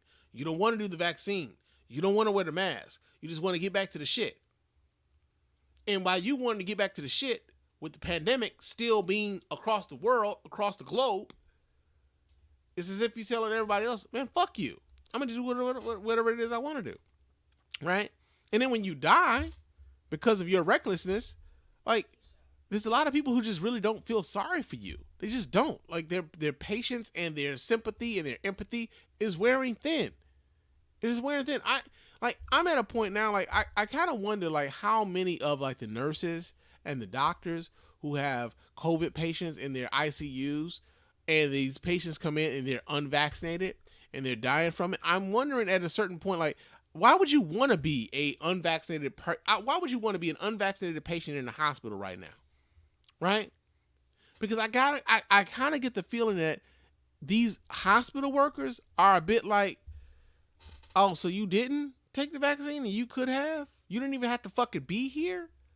All right, man. I mean, I'll be back later, man. I mean, you want some apple juice or something? But, I mean, I guess, nigga, because, like, they don't have, like, not only are you putting them at risk, you're putting their family at risk when they got to go home and shit. You didn't do anything as far as, like, putting your effort into helping eradicate this shit. People are fucking tired, man.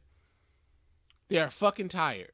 And those of you who choose to be unvaccinated and die from COVID, people are starting to lose their empathy for that as well. Because like, yo, man, he made his bed, now he's got to lie in it. Or he's made his coffin, now he's got to lie in it. He played a stupid game, he won a stupid fucking prize. These are the things that get said about you when you make foolish fucking decisions and then you're loud and wrong about it.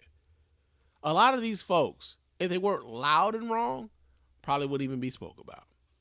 But because they're loud and wrong is the reason why they get mocked. Now, I'm going to just say this right now. I've never once went to one of these people's pages and started, like, you know, going at their family and shit like that. I think that's a bit much. I think that, like, wishing death upon anybody is a bit much. But I'm going to be very clear in where I feel about this.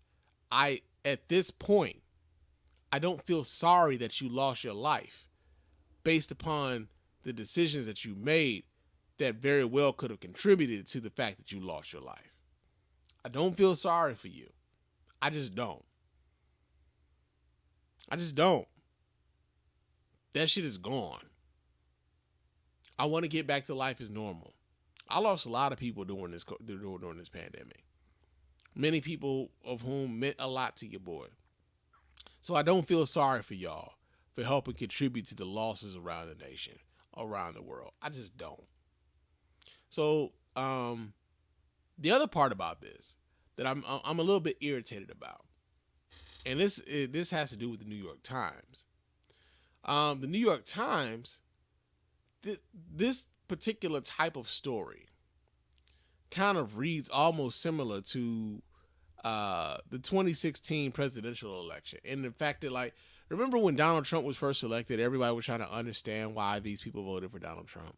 And they kept going, like, you know, they kept going to these diners and shit. And they're like, we're going to go to talk to real Americans and figure out why it was that Donald Trump was such an appealing candidate to him and stuff like that, right? I kind of feel like this story lends itself something similar to this, right? Where now we're trying to make sense of why these people are feeling the way that they feel, you know? And I feel as though, like, more attention is being given to those folks, like, you know, the people who voted for Donald Trump and trying to understand them, as opposed to the, you know, the people who are actually out here doing the right fucking thing, man. At a certain point, you got to understand, there is a portion of this nation who has given up on the idea of what America is supposed to be.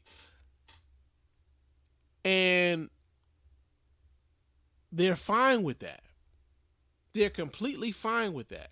They have adopted an ideology that is conducive to, like, authoritarianism and everything else.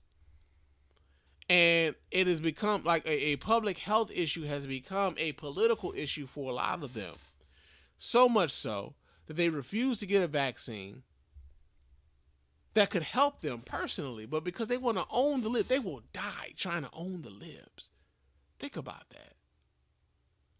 These are the people you're trying to make sense of. These are the people you're trying to, like, you know, you're trying to understand. Oh, it's very much understood that these people just don't really give a fuck about anything outside of themselves. It's very much understood. for anybody paying attention. But yo, man, let's been fucking around and find out. Well, we're out here denying COVID-19, and we don't really want your goddamn vaccine, but we will jump on TikTok searching for cloud. So I guess you can say we fucked around and found out. We fucked around and found out. Fuck around and find out. Whoa, whoa, fuck around and find out. Yeah.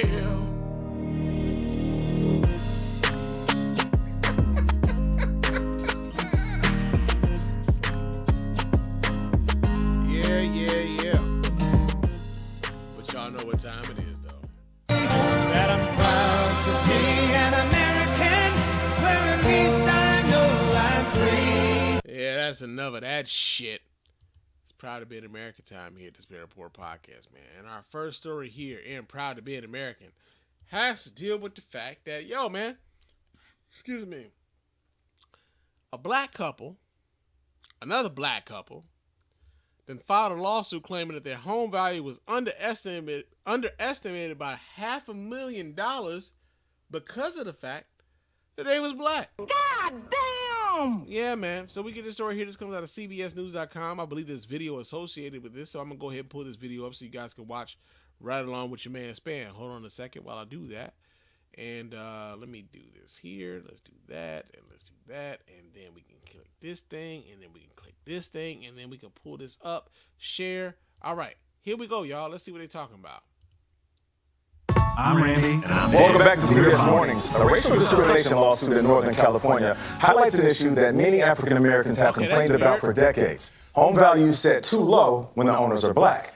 Tanisha Tate Austin and her husband Paul say a white woman who appraised their home said its value at less than $1 million. So they ran an experiment. If they had a white friend stand in as the homeowner, would that raise that number? And I wonder. Refresh this screen because apparently, like the ad and the video want to play at the same time. So let's do this again. All right.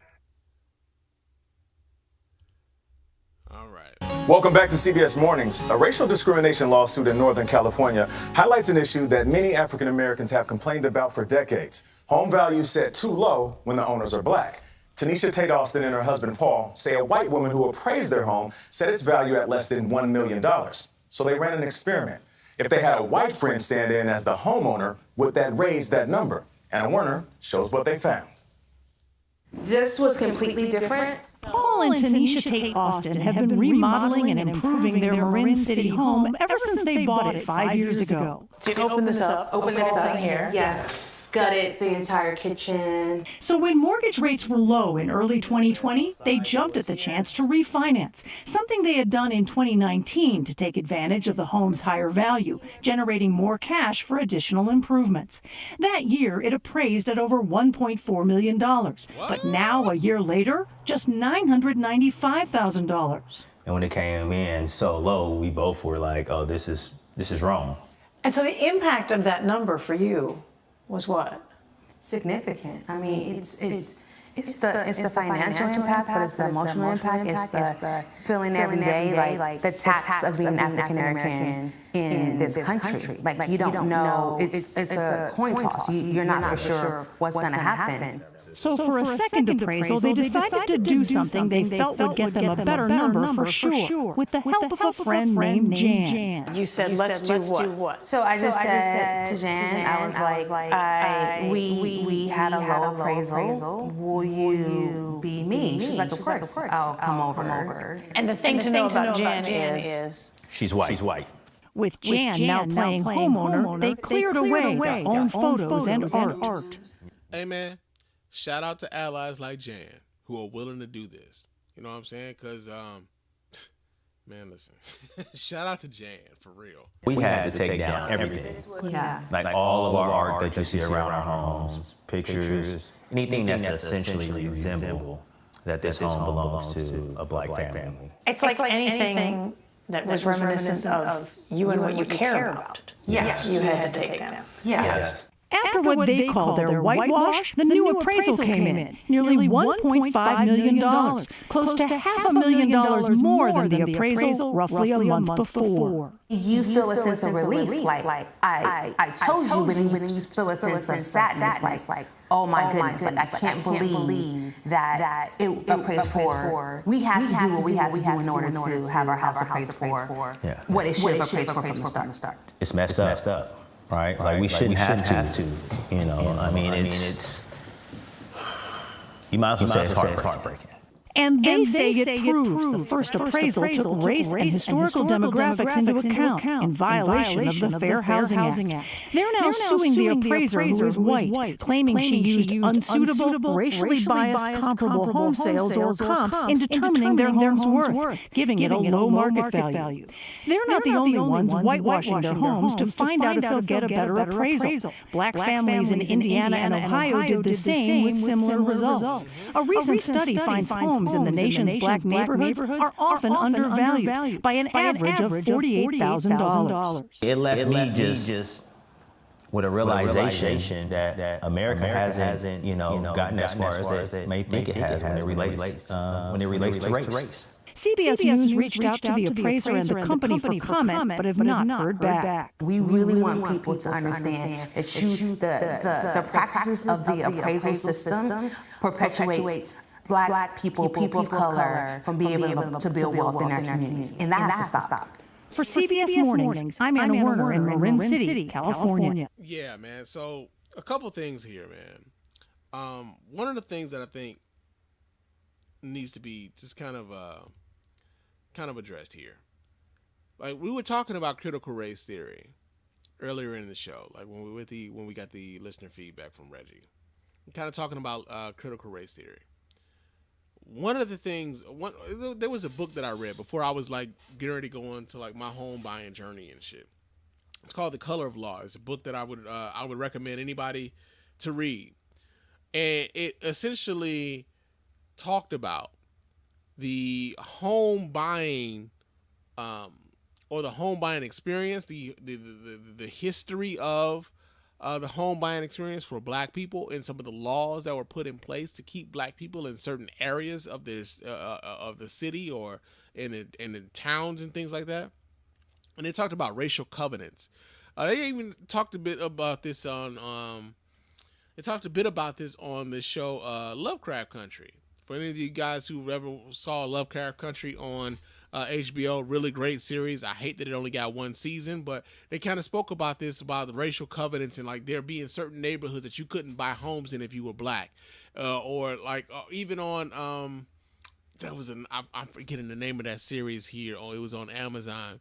It was about the Black family who bought the house in the white neighborhood, and like the white neighbors who were like really doing every fucking thing they could possibly do to get this Black family to move.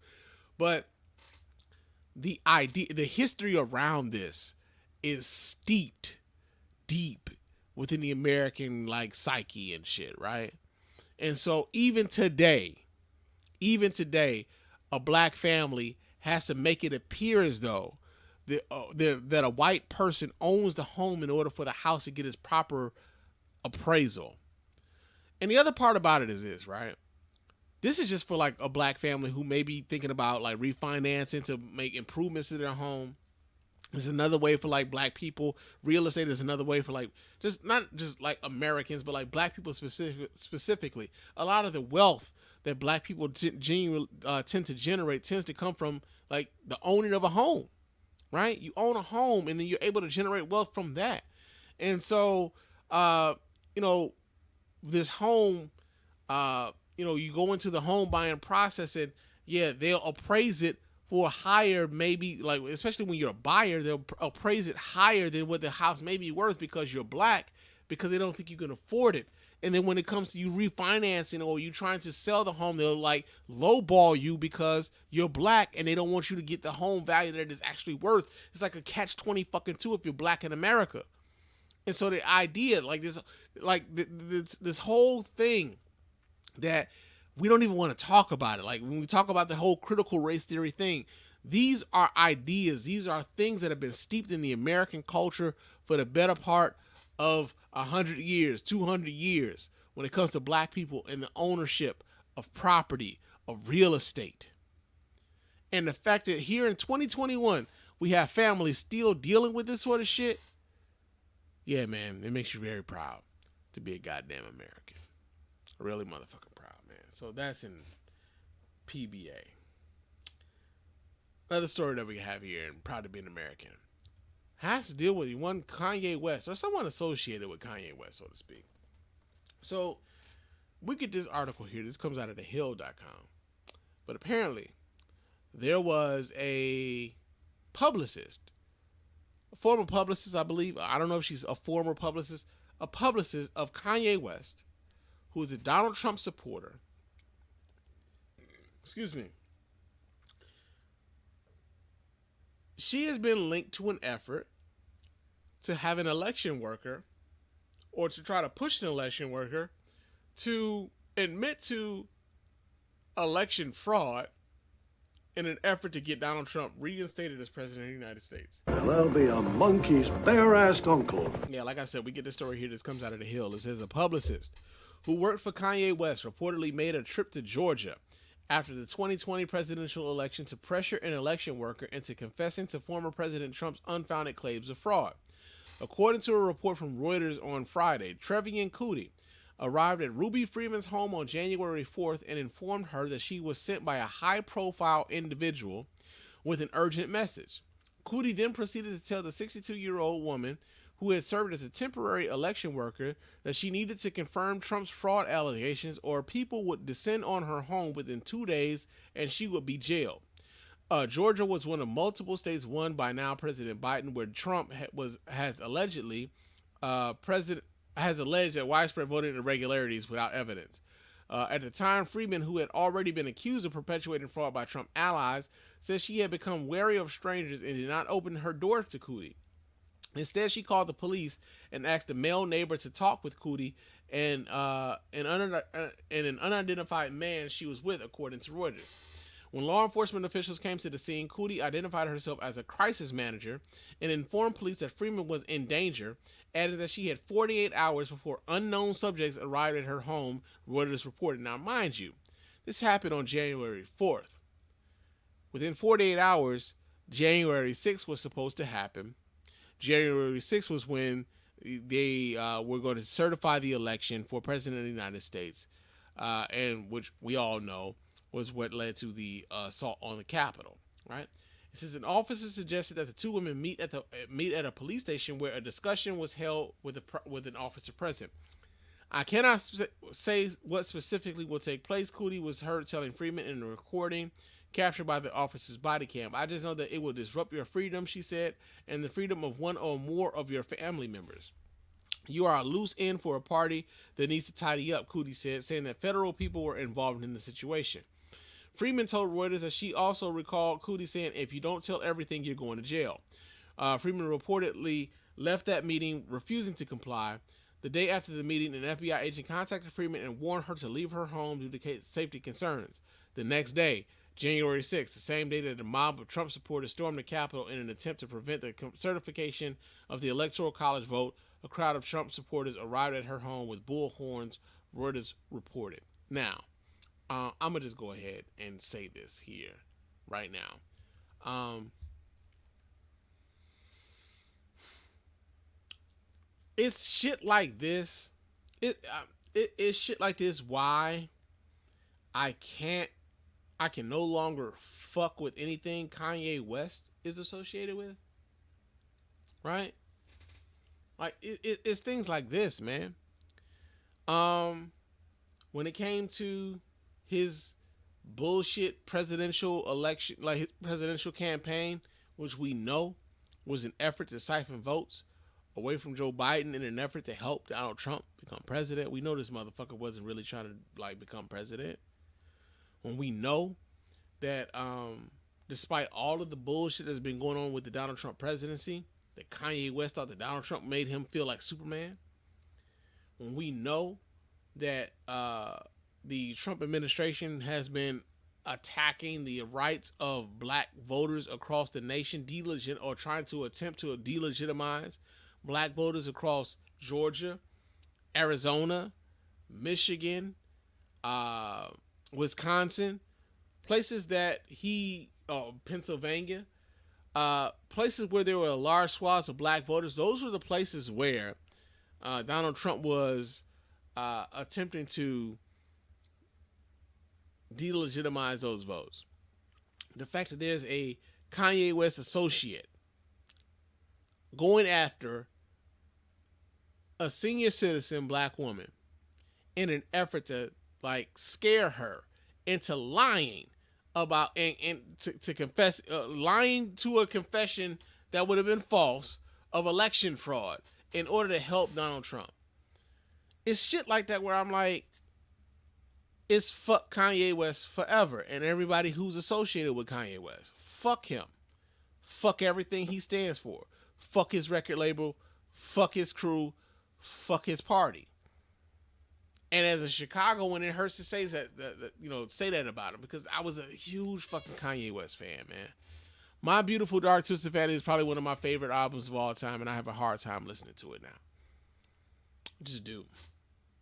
I have a hard time. Like, the whole idea of him squashing beef with Drake and shit, like, I don't give a fuck about that shit. He's trying to free Larry Hoover. I don't give a fuck about that shit.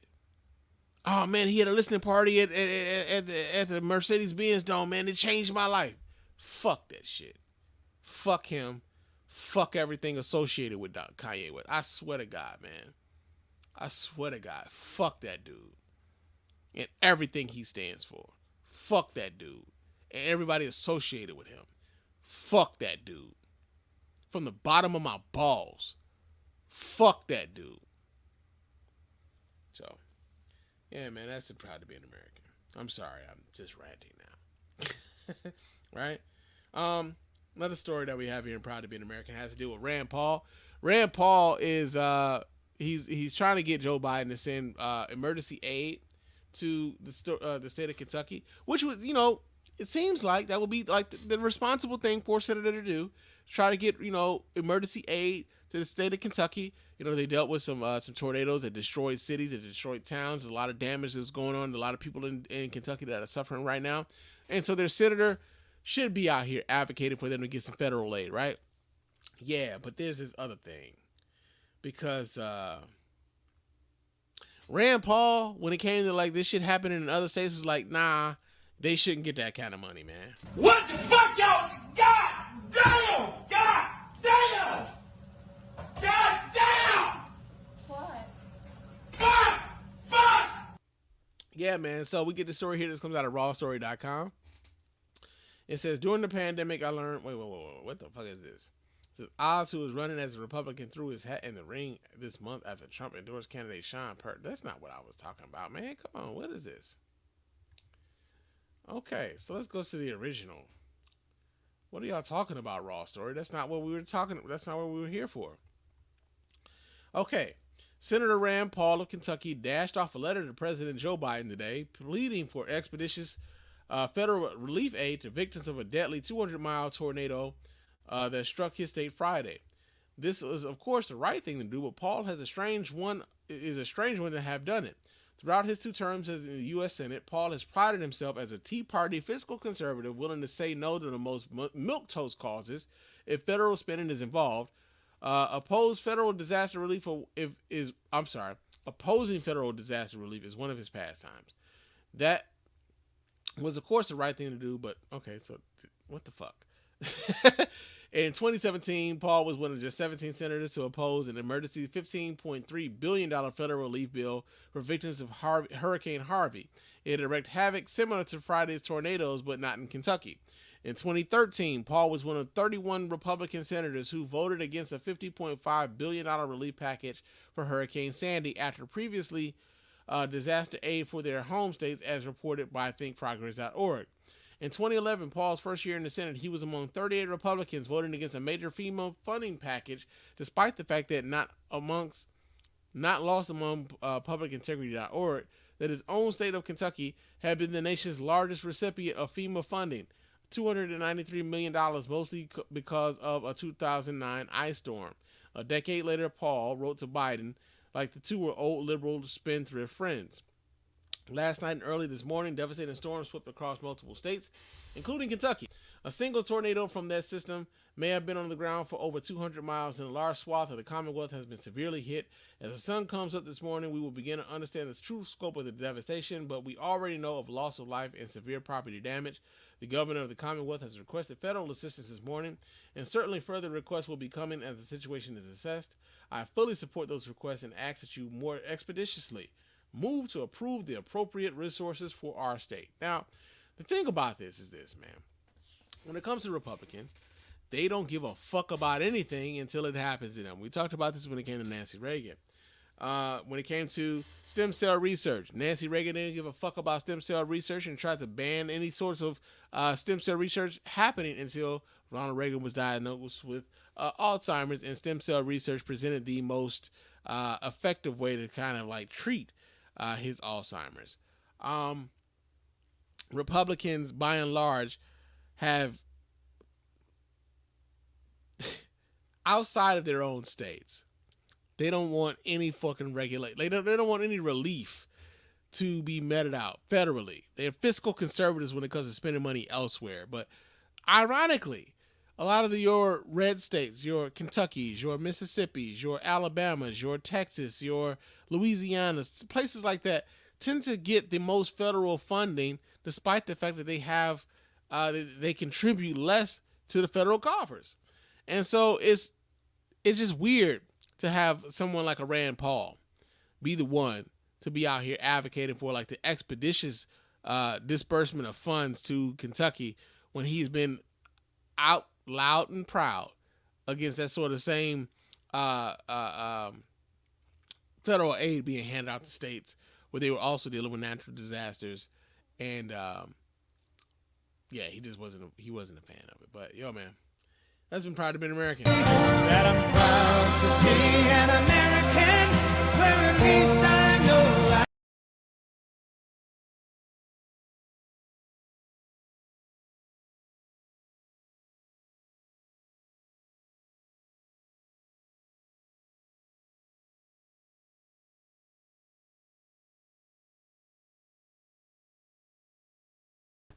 didn't mean for that to happen. Jesus, I don't know what the fuck was going on there. But yo, man, it's Champ of the Week time here at the Spann Report podcast, man. And our Champ of the Week this week is none other than, hold on, let me pull this guy's name. His name is Scotty Thomas. Now, the reason why Scotty Thomas is the Champ of the Week this week here at the Spann Report podcast has to do with the fact that Scotty Thomas accidentally won the lottery twice this week, man. I don't know how you do it, but this motherfucker accidentally won the lottery twice this week. He's from North Carolina, and we're going to read this story. This comes out of CNN.com. It says, a North Carolina man wasn't sure if he had bought a ticket in the state's Lucky for Life lottery drawing, so he filled out an online form.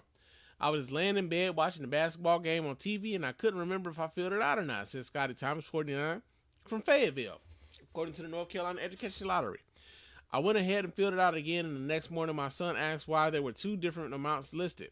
I realized I think I filled it out twice. It turned out he had won $25,000 each year for life with each ticket in the November 27 drawing. That prize is the Lucky for Life drawing's second biggest prize behind a $1,000 for life payout according to the lottery. When I realized I won, I had to lay down on the floor because I really couldn't believe it. Thomas said, it's just a blessing. Thomas, the dump truck operator, opted for the lump sum of $780,000. Oh my God, Thomas. Ah, man.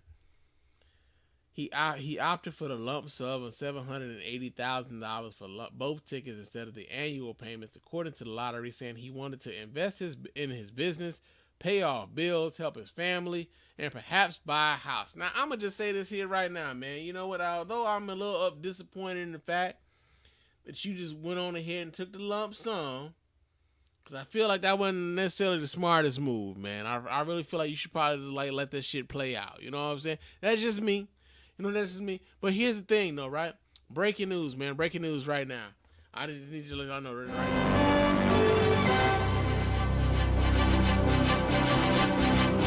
Yeah. Breaking news right now. So, and I'm sure this is also news to him as well. Scotty Thomas, we cousins. Okay. I am your long lost cousin Twan, man. I appreciate the fact that you looking out for family. I appreciate the fact that you want to, like, look out for, the rest of us. Now, I know y'all are probably thinking, I think the Scotty Thomas dude is white. And I'm going to just let y'all know that your man Spann is 20% Irish. Okay? I am 20% Irish, and I am also like 20% white and shit, right? So I am a cousin. I got people from the Carolinas and shit. My Aunt Fina lives in Charlotte or whatever else, right? So I got peoples out that way, man. And so I appreciate you, Scotty Thomas, for like wanting to look out for family. So in your efforts to look out for family, I just need you to like kind of hook a nigga up on his like his credit card bills, man. I mean, I got like one credit card I like kind of out of control. I need you like, if you could help a nigga with that, that'd be great, cuz. That'd be real great. Right? But Scotty Thomas, man, because you my cousin, allegedly, you are the champ of the week this week here at the Spann Report podcast. It's real tough. But yo, man, I've been running my mouth for a little bit over 2 hours now, man. And I didn't realize I was gonna go on this long, but I gotta get on up out of here. But of course, before I do, I gotta remind you guys how to get in touch with us over here at the Spann Report podcast and let your voice be heard. You can go ahead and hit up our hotline, area code 313-288-0485. That's area code 313-288-0485. Leave us those voicemail messages. Those messages will get played here live on the show and responded to in kind. And if you're watching us here live on YouTube, Facebook, Twitter, and Twitch, you can chop it up with your man Spann here live as we do the show at area code 313-288-0485. You can also email us here at feedback@thespannreport.com. That's feedback@thespannreport.com. Go ahead and leave us those emails, and of course those emails will get read here and replied to here live as well.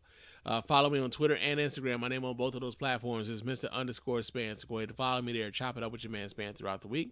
Also, hit us up on our website at www.thespannreport.com. Go there, watch replays of the show. Vote in the polls when we decide to put those polls up. Donate to the show as often as you like, as much as you like. And, of course, we really appreciate every dime over here at the Spann Report Podcast Network. And also, leave us a 5-star review on iTunes and or Stitcher Radio. Those 5-star reviews are the ones that get read here live on the show. We really appreciate everybody who goes about the business of doing that. Doesn't cost you a dime, just a couple of minutes of your time to let everybody know why you're rocking with us over here at the Spann Report Podcast Network, man. Real talk. It has been fun. I gotta get out of here. It's getting late, y'all. I gotta get ready for work tomorrow, man. I might do like another 70 hours again this week. Oh, joy. All right? But I will talk to you guys again soon. But until next time, fam. Peace.